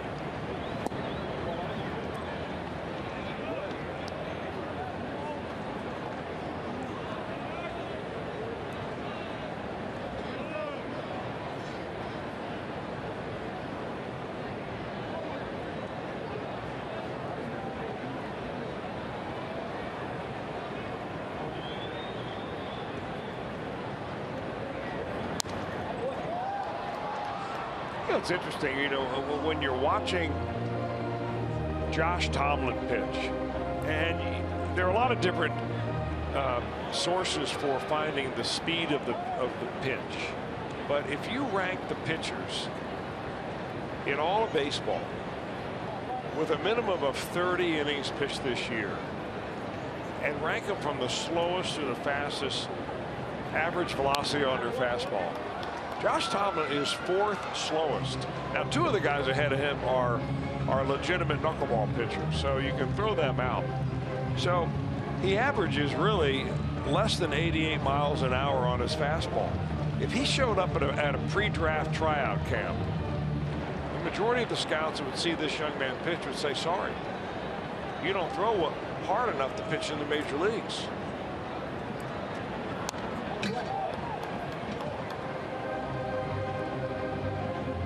And he would say, well, I don't need to go through your farm system because I'm already a starting pitcher for the Indians. The high today he has thrown today is 89. The low is 74. He mixes in some cutters, and that may bring the average fastball velocity down if the data that you're looking at doesn't break that out. But I mean, really, to get a college scholarship nowadays at a big time D1 school, you need to be up around 90 miles an hour as a right-handed pitcher. He's not an especially big guy, 6 feet 1 inches tall. He's 190 pounds. 19th round pick when the Indians drafted him out of Texas Tech in 2006. That means that there were 580 players taken before him. And here he is, 11 games over 500 in a very fine major league career. It's interesting, though, to hear you say that, because the idea really, by hook or by crook, is to get outs. Absolutely. And we've said the same thing when we see Jeremy Hellickson pitch, or even Aaron Nola. Although he was a #1 draft pick for the Phillies, he didn't rely on overpowering stuff. And the one pitcher that the Reds have seen from the Indians in this series who had the toughest time of all, they gave up 6 runs in 4 innings, was the opening night starter in Cody Anderson. And Anderson was throwing, what, 94 to 96 miles an hour. Yeah. So they run the big guy who throws hard right off the mound. But those guys with a little bit of command and touch and control, a little bit of this, a little bit of that, are the ones that are getting the outs. Kipnis is going to make this play, and Holt is out. He had fouled 6 straight balls off before finally Tomlin gets the better of it. Just a reminder that as you enjoy tonight's game, afterwards we'll bring you a Miller Time moment of the game, brought to you by Miller Lite. Where Bronson Arroyo would stack up on that list back when he was playing. He'd been near the bottom there, wouldn't he? He would be. I mean, there was a time when Arroyo could throw, you know, in the low 90s. I don't know if he ever really wanted to throw much harder than that, but I mean, he had fabulous breaking stuff. When you look at Tomlin, he doesn't really have a great curveball or a trick pitch of any kind. He doesn't drop down the way Arroyo did. I mean, it's just, he's got a quick arm. He gets it up very quickly out of his glove behind his right ear. He works fast. And he just gives you a little bit of this and a little bit of that, and gives you a chance to make your own outs. I mean, he's only had 1 swing and miss strike tonight. So when the Reds swing the bat, they make contact, which is his game. I throw it, you hit it, and my fielders field it. That's the agreement Tomlin likes to have. Not a bad one to have if you're a pitcher. Well, he's gone at least 6 innings in each of his last 3 starts. He's not a way of getting through 5 in this game. He walks his first, and that's something we really haven't talked about. That's a rarity for him right there. It is. I mean, obviously, you don't last long if you're walking guys and you don't have a strikeout pitch. He's got 3 strikeouts. One of them was the pitcher. Only walked 4 in 35 1/3 innings coming into this game. The other rarity is Zach Kozar taking a walk. I mean, that may be stop the presses kind of thing right there for a leadoff guy.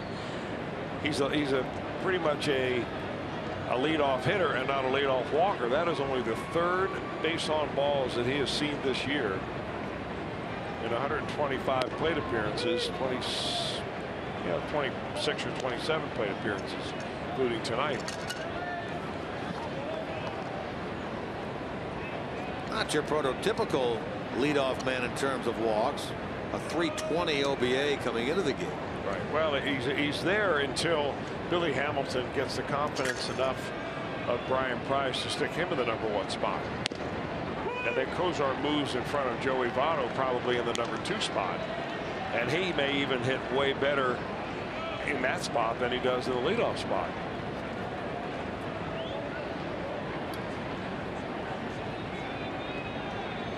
Can't take anything away from what Kozar's done this year. No. I mean, just walks are just not part of his game right now.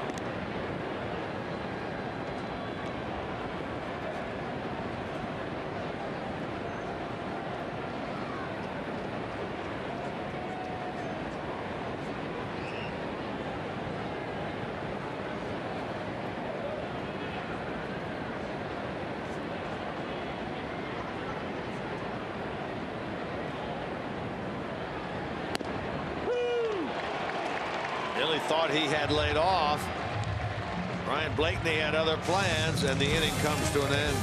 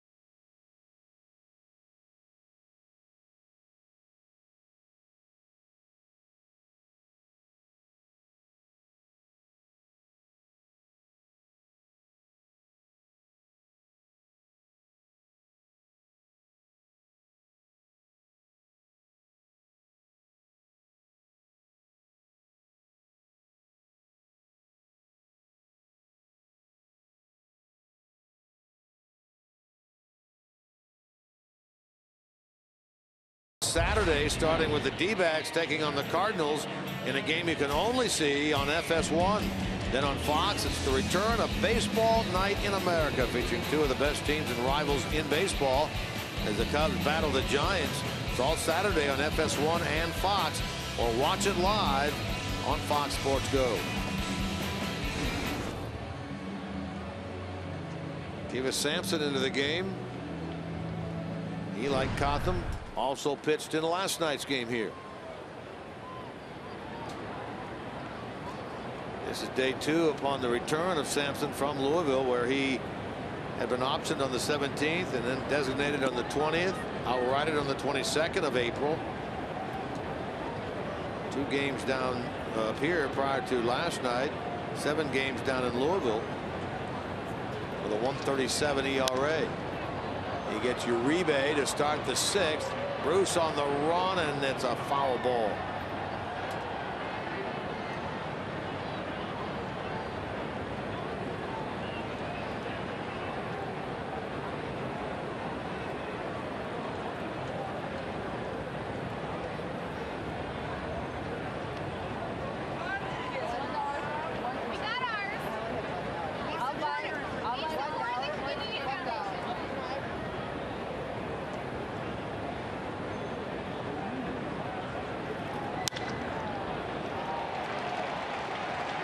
Bruce cuts this ball off, hit hard by Uribe, who's on for the first time tonight.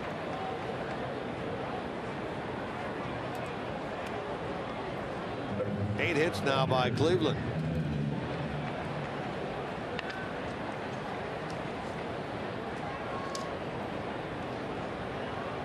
That'll bring the catcher Jimenez to the plate.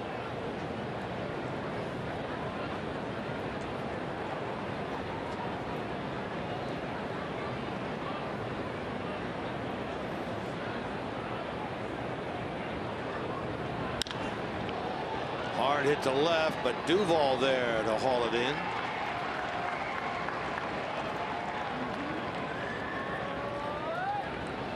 Sampson was originally drafted by the Padres. They got him out of high school. He's from Ocala, Florida. He was 18 when he signed. He's only now 25 years old, so he's still a young man, even as far as baseball terms go.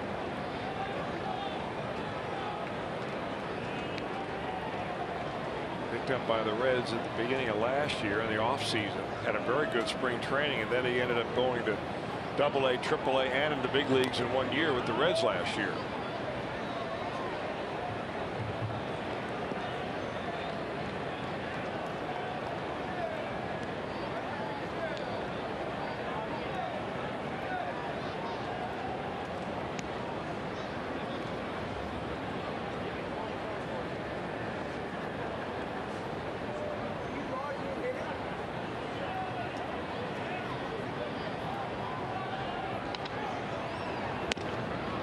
know, Sampson has plenty of arm, and this is the kind of comment that can go to so many different pitchers that are in every different organization.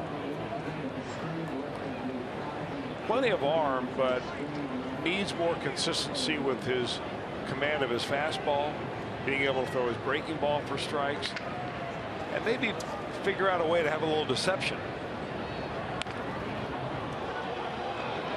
Sampson thought about it, but lobs it on over to first, and that's the first professional sacrifice bunt of the career of Josh Tomlin. That's the first time that Josh Tomlin, as a major leaguer, has put the ball in play as a batter, and it has not gone for a base hit. Good way to put it. So there goes that batting average ball in play leadership that he had. Although maybe this doesn't even count towards that. So he still has 1,000. You know, he tied an Indians record when he had the double in the 5th inning.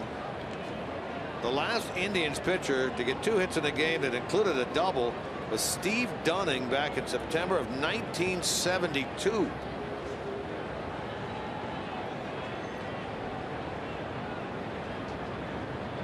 Tomlin does it here tonight.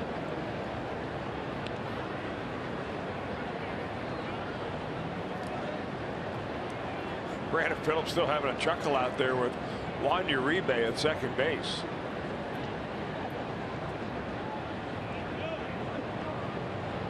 Just a moment ago, when Barnhart went out to the mound to say something to Sampson, look at Phillips going over there, and he's going to tag Uribe as if it's the hidden ball trick. He said, "What do you mean?" And then, of course, he didn't have the ball. It was all a jest, but Brandon had been chuckling ever since. Back to business now.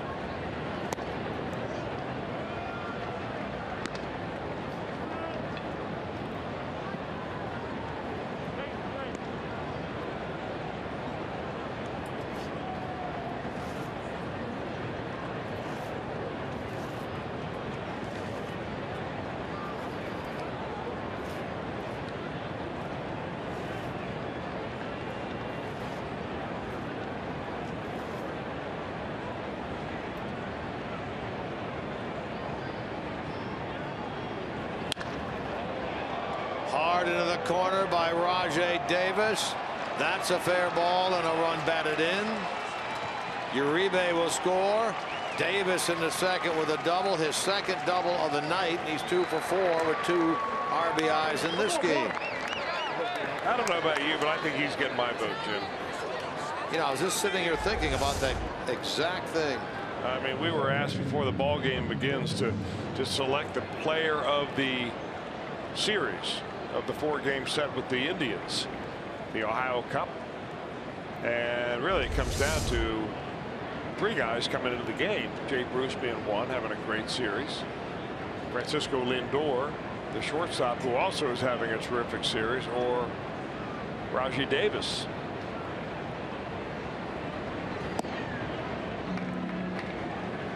Really, it's hard to distinguish between Davis and Lindor in terms of MVP. I mean, Davis has scored 10 runs in the series, driven in 5.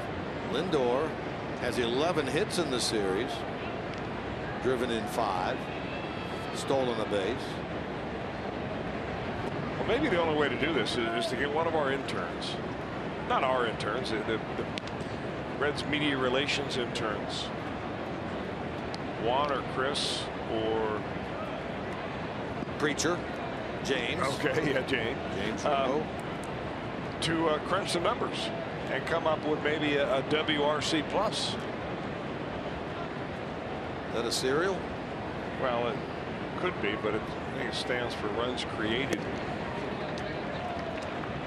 What's the W? The weighted runs created plus. Don't ask me to explain the plus part, but it means it's good. Plus always means good, right? That might be the determining factor as to who gets the vote. Or we simply vote them as a tie. Cannot distinguish.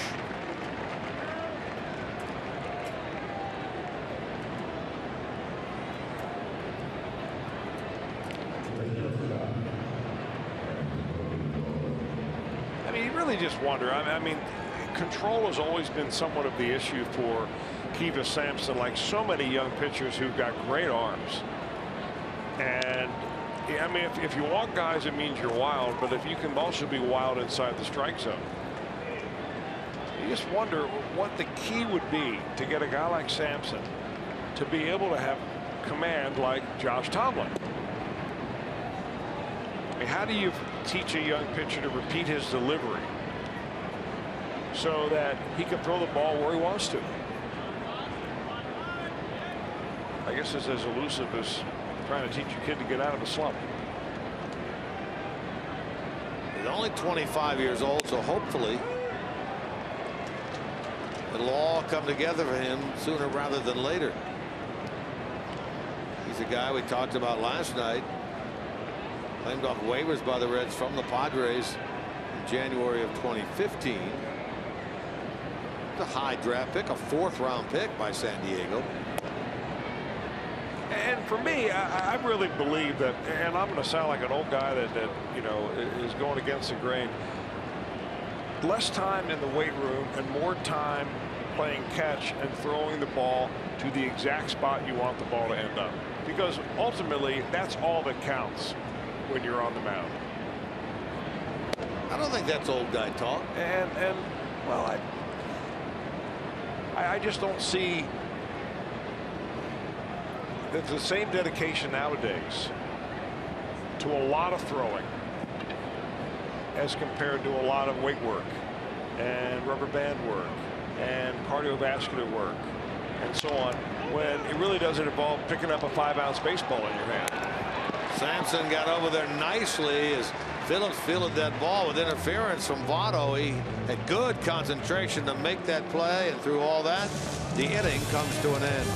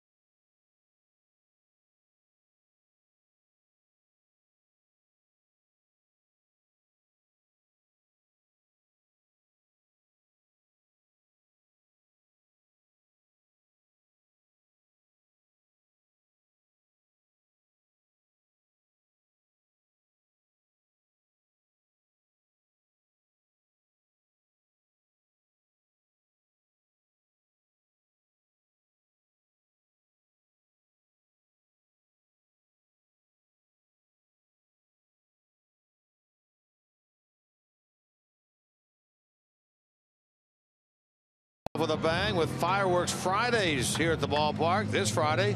Catch all the Reds action for as low as $12.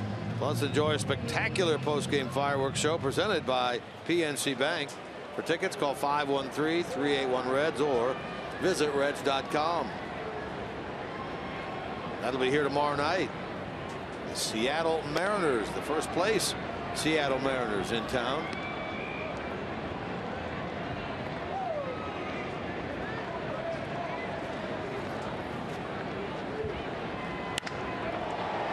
Cracks one out to right, unfortunately, right at Chisenhall.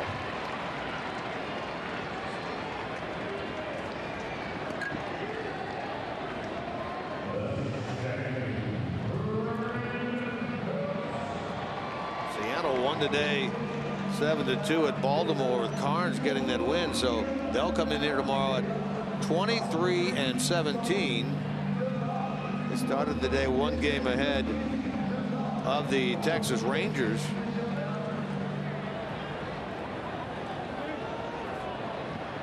Rangers off today, so they will be a game and a half ahead of Texas and in first place when they show up here on the field at GABP tomorrow.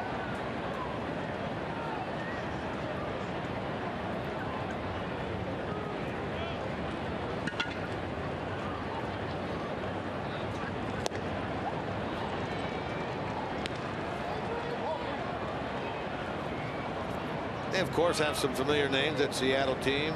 Nori Aoki used to be with the Milwaukee Brewers. Robinson Cano, longtime Yankee, who signed that big deal a couple of years ago with Seattle. Nelson Cruz, big home run hitter. Kyle Seager, a couple of years ago, when he signed that big contract at third base, people were going to compare his contract to what Todd Frazier may sign. Of course, it didn't happen. They traded Frazier away. You know, looking over that list of pitchers that have low velocity compared to the, the really hard throwers that we see now, like Steven Strasburg and Noah Syndergaard. 2 of the Mariners that are scheduled to pitch in this series are on that list as, the lowest 10 in baseball as far as velocity on their fastball. Iwakuma being one, and believe it or not, Felix Hernandez. Really? Wow, that's averaging amazing. less than about 90 miles an hour on the fastball. Now he can vary the speeds dramatically, but he's not driving it up there at 99 miles an hour every time. A lot of strikes tonight for Josh Tomlin.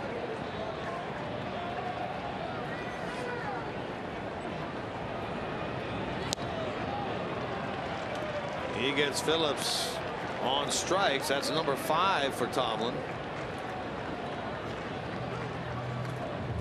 The only trouble he's had in this game was that 4th inning, the double by Hamilton to right and the home run by Votto.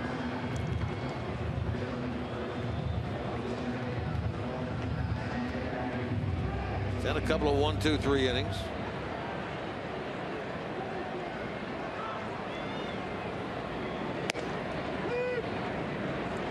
Bruce has struck out and bounced out 0 for 2.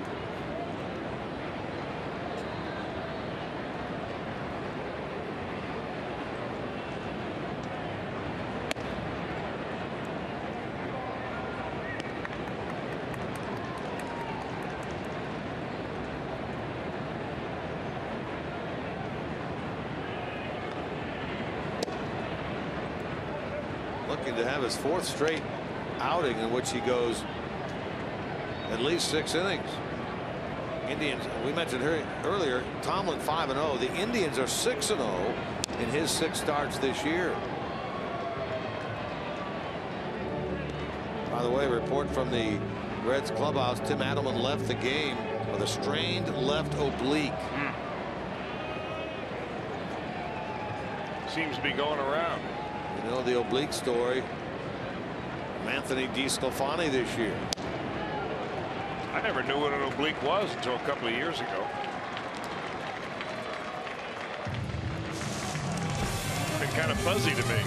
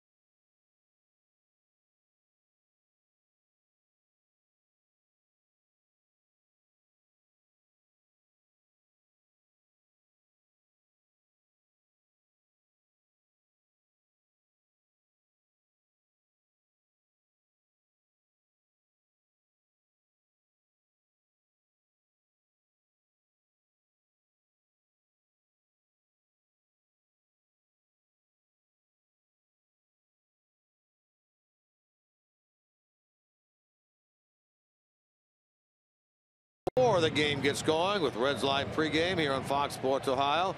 Reds Live pregame presented by Ray St. Clair Roofing.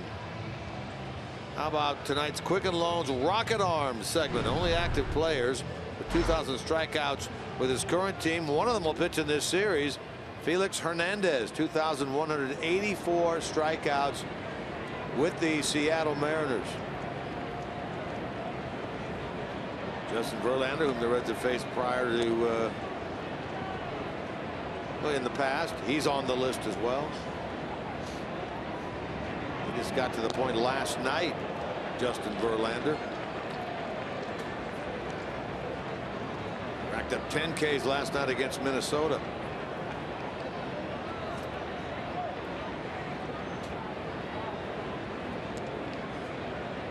For Carlos Santana, he's had a big night. His 6th career multi-home run game.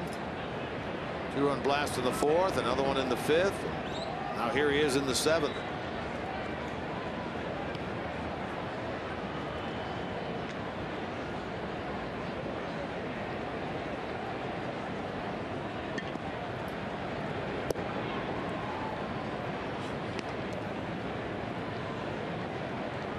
Red starter Tim Adelman, 3 1/3 innings.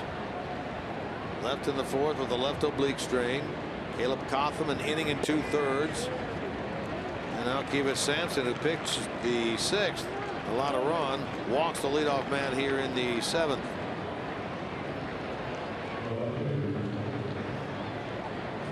Our feeling precisely. 4th straight inning that the Indians have had their leadoff man on. We come up with these numbers. Sometimes they're amazing. Like, how in the world do they get to all these? 37 times they've walked the leadoff man.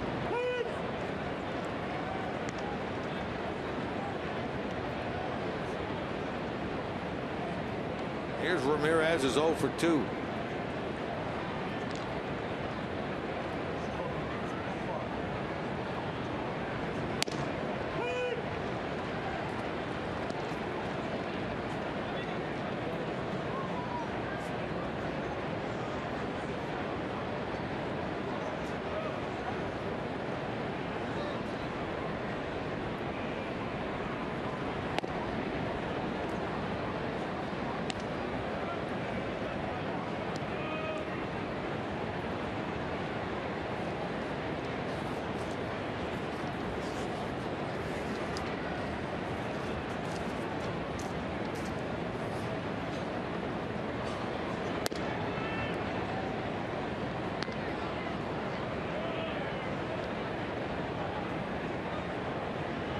Ramirez tonight walked back in the 4th, ended up at 3rd eventually, but was stranded there. 1 of 5 the Indians have left on. Got in on him there, and a fly ball that'll retire Ramirez. Going to be handled by Hamilton. Out number 1. I played on a rookie ball team one time that had a lot of trouble throwing strikes, and our pitching coach, this is going back into the 70s now, right? So our pitching coach was a junior college coach that was just spending the summer helping out coaching one of the New York Yankees Summer A 3-month league teams up in the New York Penn League. And we were having a hard time getting the ball over the plate as a team, and he got everybody together and he said, boys, there's a strike and an out. He goes, you just make believe that that strike zone is a TV set. Okay. And if you can throw that ball in that TV set, you get to go on a date with Farrah Fawcett. Okay. And that's all he said in the meeting. And that was the end of it. And your staff became the best pitching staff in the league? Well, we started throwing strikes. Now, the date with Farrah Fawcett never happened. Of course, I'm aging myself because half our viewership out there may not know who Farrah Fawcett is. Yeah, that's who's Farrah Fawcett? Luxurious model and a movie star. Well, she was married to Lee Majors. Well, who was Lee Majors? Yeah, $6 million man. He was the $6 million man. Which in those days was a lot of money. Well, you wouldn't scoff at that now, though. Well, you throw that ball inside the TV set. don't you take a run on through the clubhouse maybe tomorrow. You won't be here tomorrow.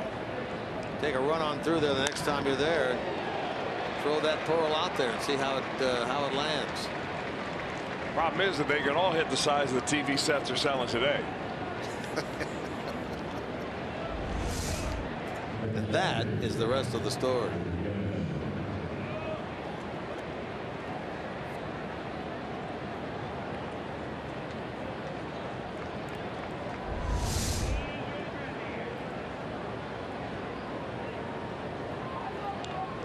Here's Jimenez. He's 0 for 3. Hit the ball hard as last time, but out into left.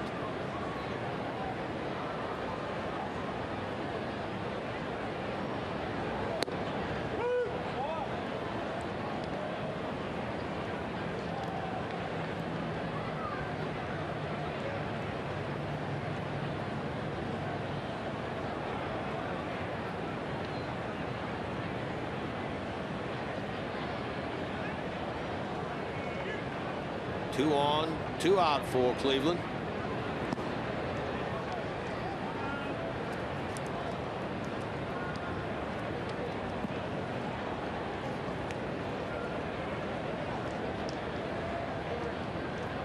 You know, funny, you look back at the history of interleague play for the Reds, and Cleveland dates back to 1997. And in all that time, never has it been a season series sweep.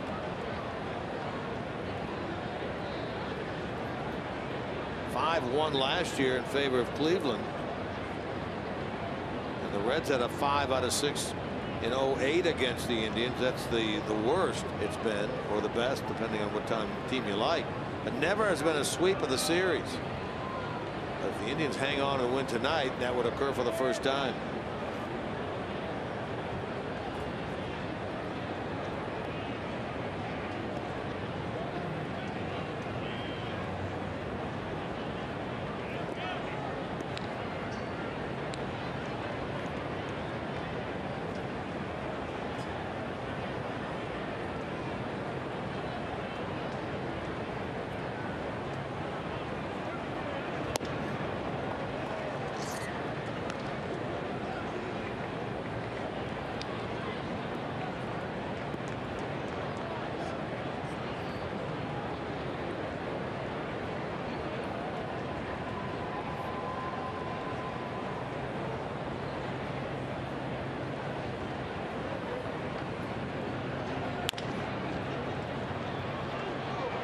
Good short half pick by Suarez, and they get the runner at first, Jimenez, to retire this side.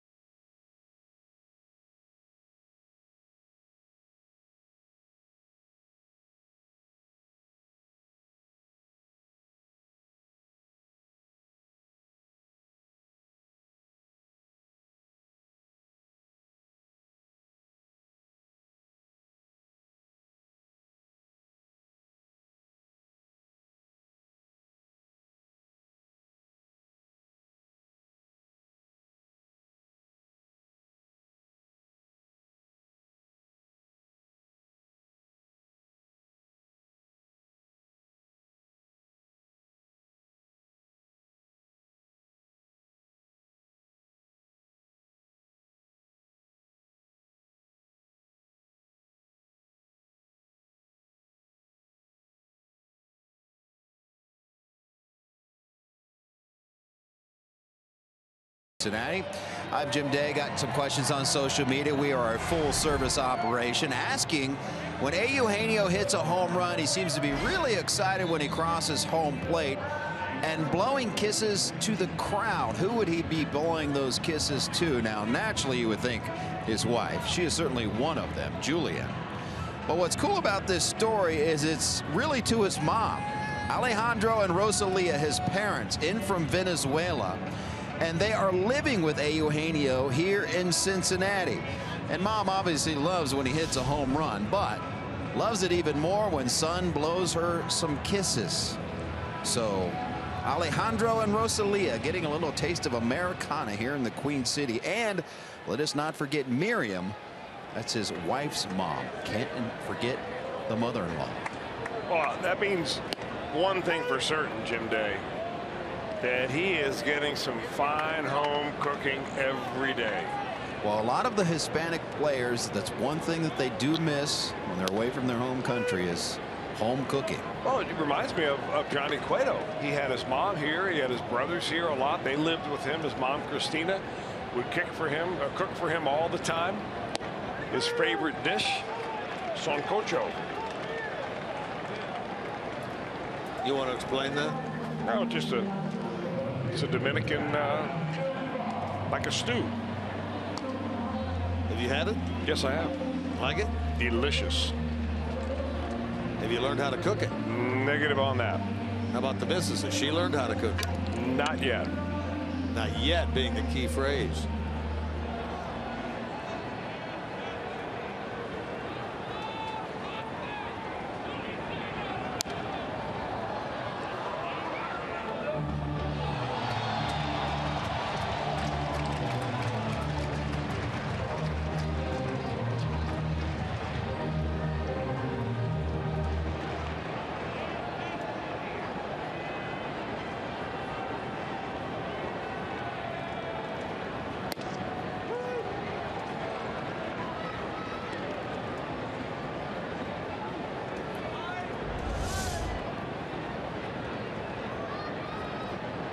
Some skills right there. Wow. Without a glove, leaning over his partner there. One hand grab.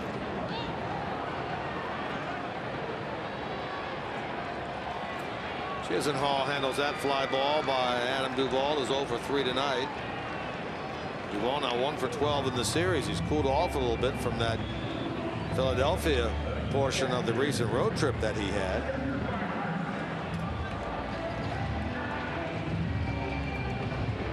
Josh Tomlin now has equaled his season best at 6 2/3 innings.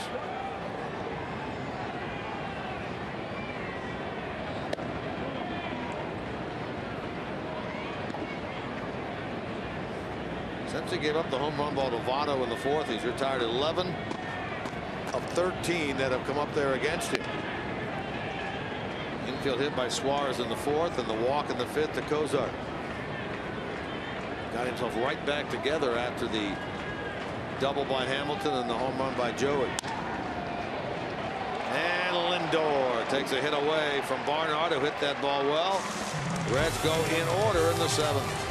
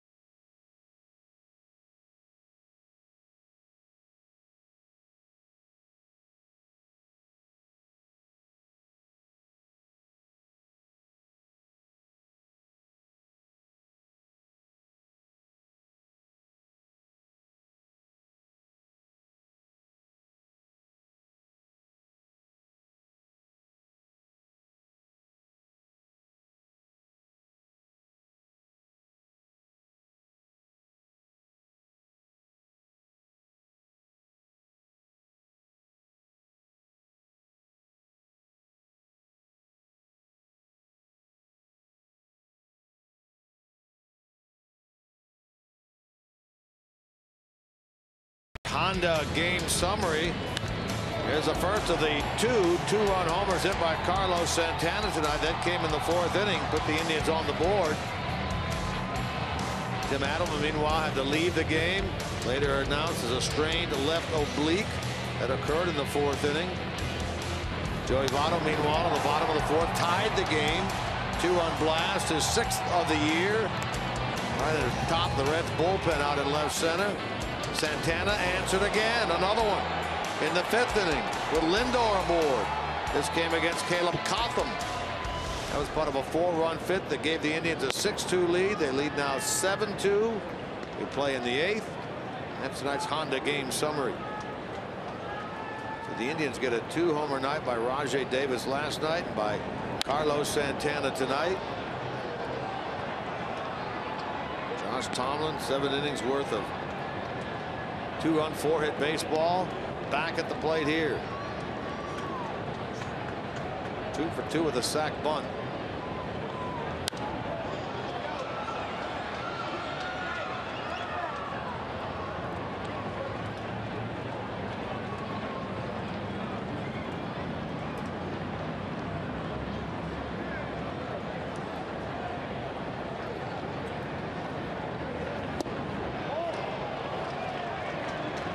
This time he does what a pitcher normally does, and that is make an out.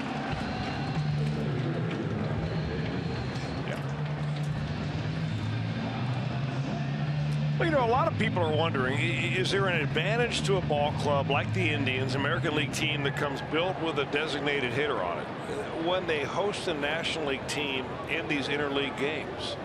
Now, the Mariners are coming to Cincinnati. They won't be able to use their DH. They've got to put a DH if they want to use them. Nelson Cruz in the field somewhere. But when they get home and they play against those National League teams, do they have a distinct advantage? So we had our main man, Joe look up the numbers. I had an email today from an inquiring viewer. And here's what happens. When the American League hosts team in American League parks, their winning percentage is close to .600. If you have a winning percentage like that, you're going to the playoffs every year. And in National League parks, they're slightly over 500, but still much closer to the halfway mark. So, yeah, the stats will bear it out that they do have an advantage when they play in their home stadiums.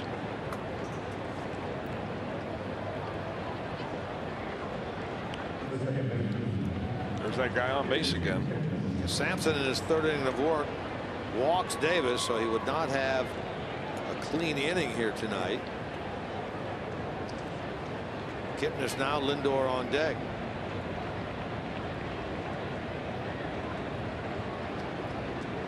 Kipnis 0 for 3 with a walk.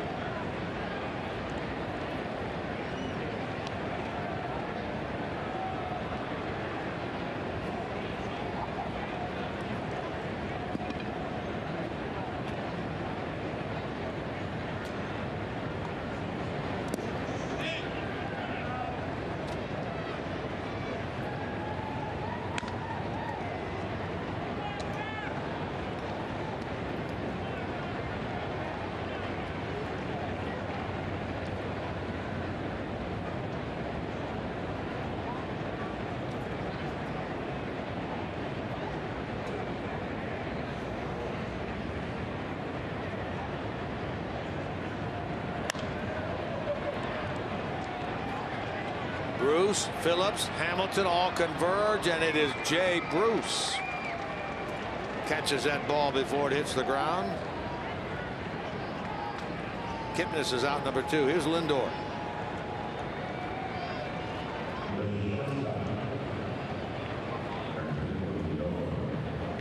He, like Davis, been on 3 times.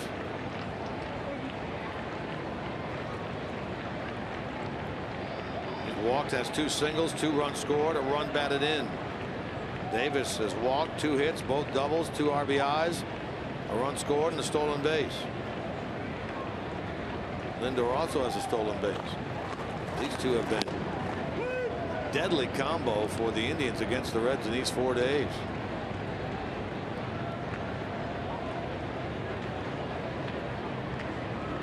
The most amazing part of that whole thing is, I mentioned it last night, Davis had come in something like 0 for his last 18 when this series began. Lindor out to retire the side. We go to the bottom of the 8th. Indians by 5.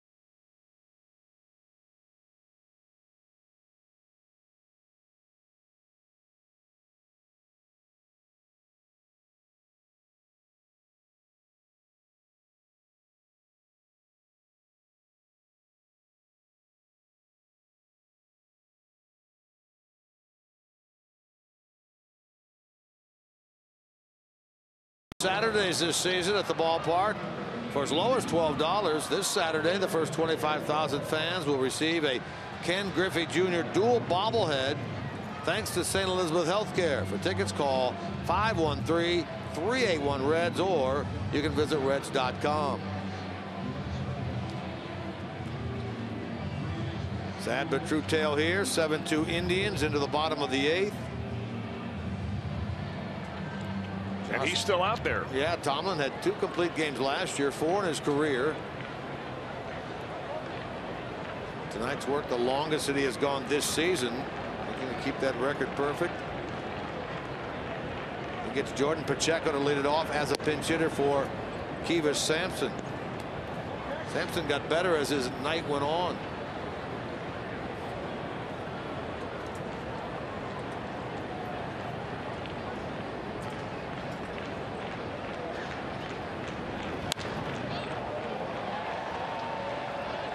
Is it playable for Santana? And it is right near the dugout. Pacheco is retired. We talked earlier about the fact that this was an undefeated Thursday. And how about a little update? All right, well, so far, Jason Hamill is the one guy that has not lived up to it. Josh Tomlin is winning, so he gets an arrow up. Strasburg is up big. And in the 7th inning, Chris Sale throwing a shutout. So 3 of the 4 are trying to keep that record perfect. Not bad at all.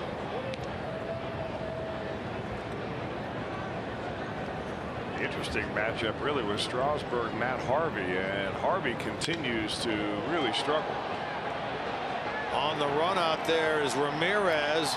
Short hops the wall on him. Cozart's going to get himself a double. Another multi-hit game for Zach. I mean, Cozart looked like he hit this ball with one hand. And it's just jumping off his bat. Gets his foot down, and that ball's on the outer part of the plate. And boy, does he get it right on the sweet spot.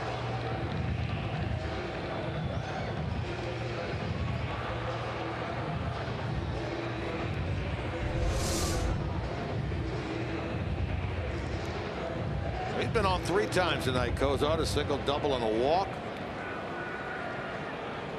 Mentioned in the first inning with his night last night, he had 3 hits. He was at 320. Just barely on the outside looking into the top 10. You'd figure he'll be back in there tomorrow. Davis will make that catch as Cozart will tag and advance. Billy 1 for 4, and there are 2 out. For Joey Votto. On this undefeated Thursday here in Cincinnati, 21,173 come out to watch one of those undefeateds. 21,173. Terry Francona on his way to the mound. Josh Tomlin has gone 7 2/3. Indians lead 7-2, and Terry says, "Great job, Josh." He leaves the game, and the lefty Kyle Crockett, twice has been brought in this series to face the lefty Bruce, is brought in here to face the lefty Joey Votto. Nice hand for Josh Tomlin, and well deserved.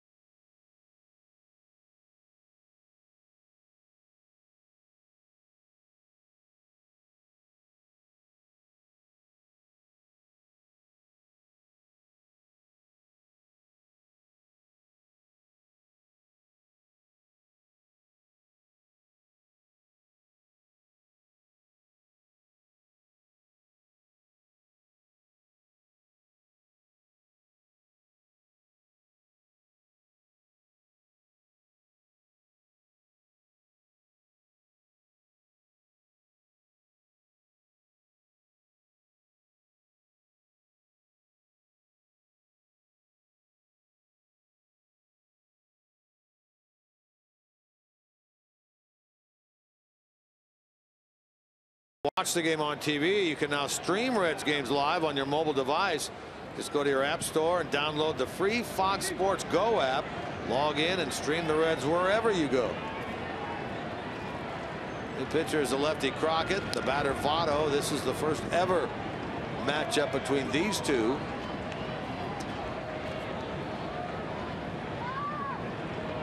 Crockett was brought in, we mentioned, on Monday over in Cleveland to face Bruce in the 5th inning. Bruce got a 2-run single against him with the bases loaded. Turned out to be the only batter he faced.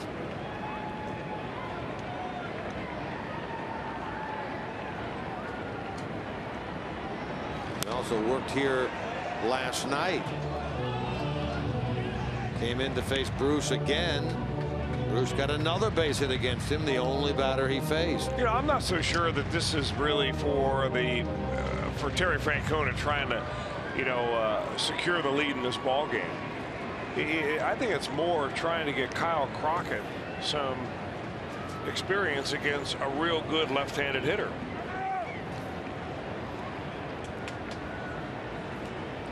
He has come in twice in this series, both for one batter, both times facing Jay Bruce, both times ending up in a base hit. Both have been bloops into left field.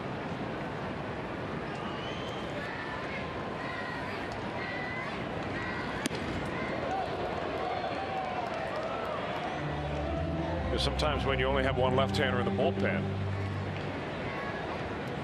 and he's not the closer, you have a hard time deciding when you're going to use them. Do you use them early? Do you use them late? Do you warm them up a couple of times?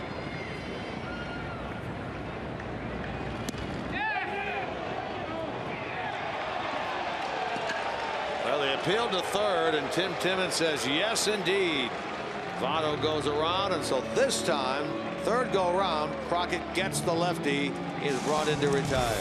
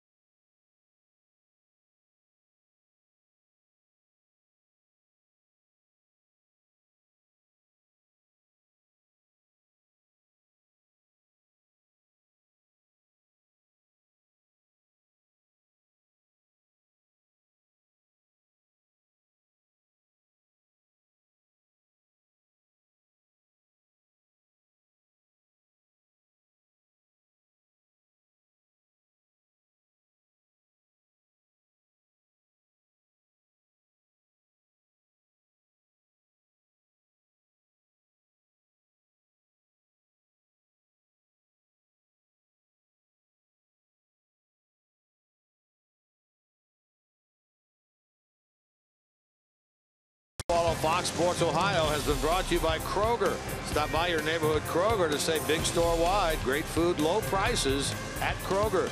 And by Toyota. For over 30 offers, visit buyatoyota.com. Toyota, let's go places. Indians up by 5.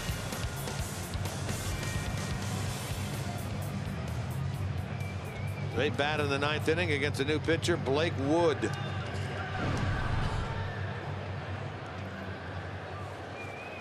Wood, one of the few that did not pitch in the game last night. He worked in the game on Tuesday over there in Cleveland. Allowed a run in an inning and a third. Boy, Blake Wood really on a pace to pitch in about 80 games this year. He has pitched now in just about 50% of the games the Reds have played. This is his 21st appearance. The Reds are playing their 41st game. Well, seeing as he has not appeared in the big leagues in what, 4 years, he's probably glad to get the big league work. Yeah, rather better to be overworked here than underworked in the minor leagues. I'm sure he would agree 100%. But he's earning his meal money. He gets Santana, who's had a big offensive night, a pair of 2-run homers.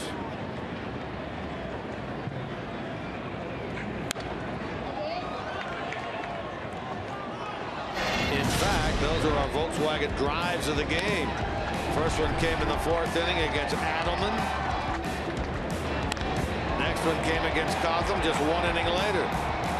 Again, the 6th multi-home run game of the career for Carlos Santana. Those 2 blasts are Volkswagen drives of the night.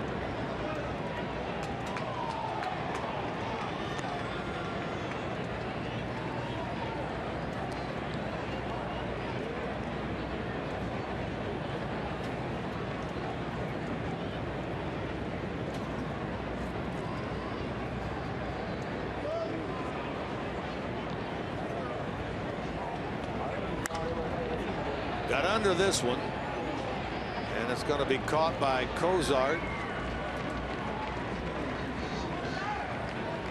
for the out.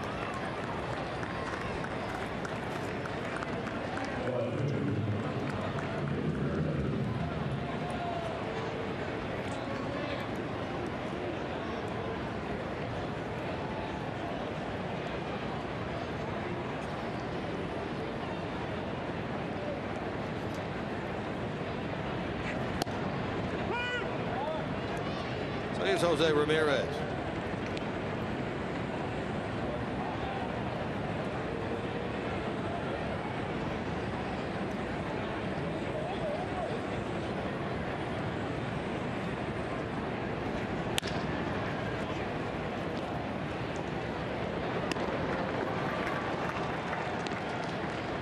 Indians went down in order in the second. Only time they were retired in that fashion tonight.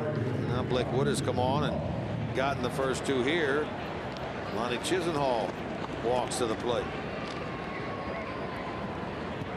Reds' ninth inning will feature Phillips, Bruce, Suarez. Anybody reaches, Duvall. Chisenhall tonight 0 for 4.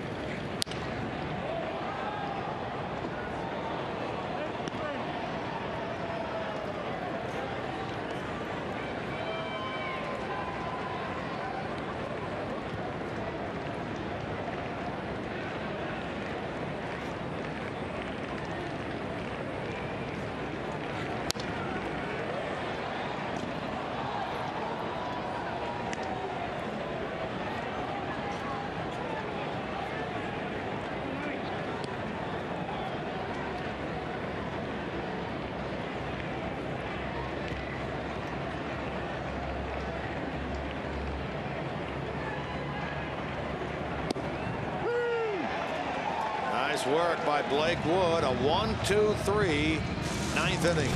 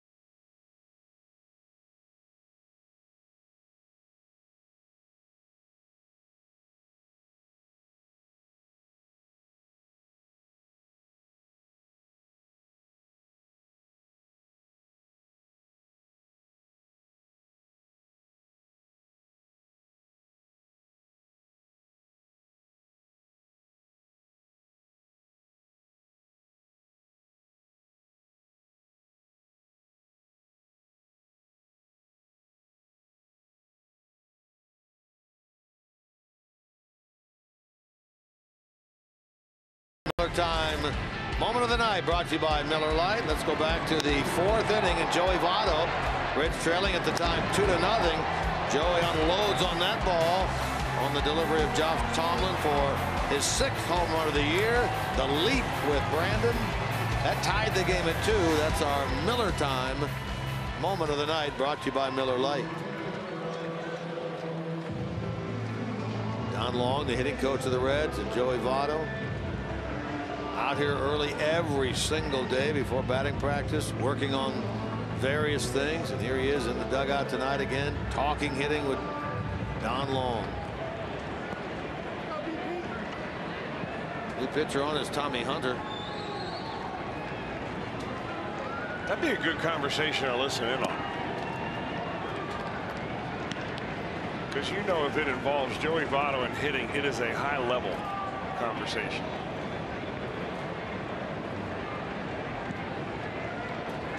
They seem to have a good connection. Oh, yeah, they do.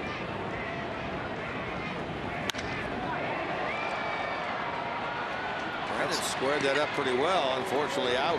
It's a no-luck swing. Make sure you stay with us after the game and every game here on Fox Sports Ohio for Reds Live Postgame, brought to you by Performance Kings Honda. I'll have a complete wrap for you, including interviews from the clubhouse. Reds Live Postgame following tonight's game.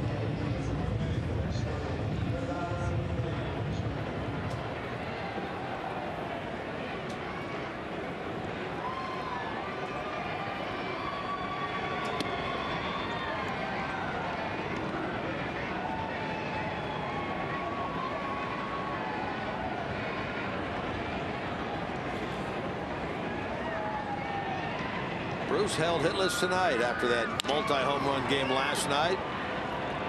Into the shift he goes here, and he's thrown out by Jason Kipnis.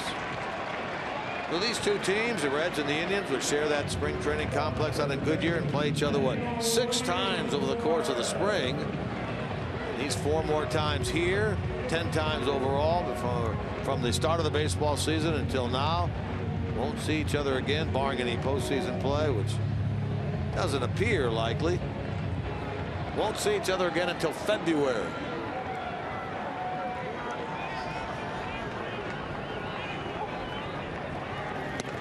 And at the time they get together for one of their first games, don't they award the player of the Ohio Cup Series right on the field there in Goodyear?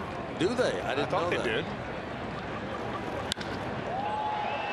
Hit hard by Suarez. Davis on the run. Oh, is there a collision out there? Did they catch that ball? Davis has it.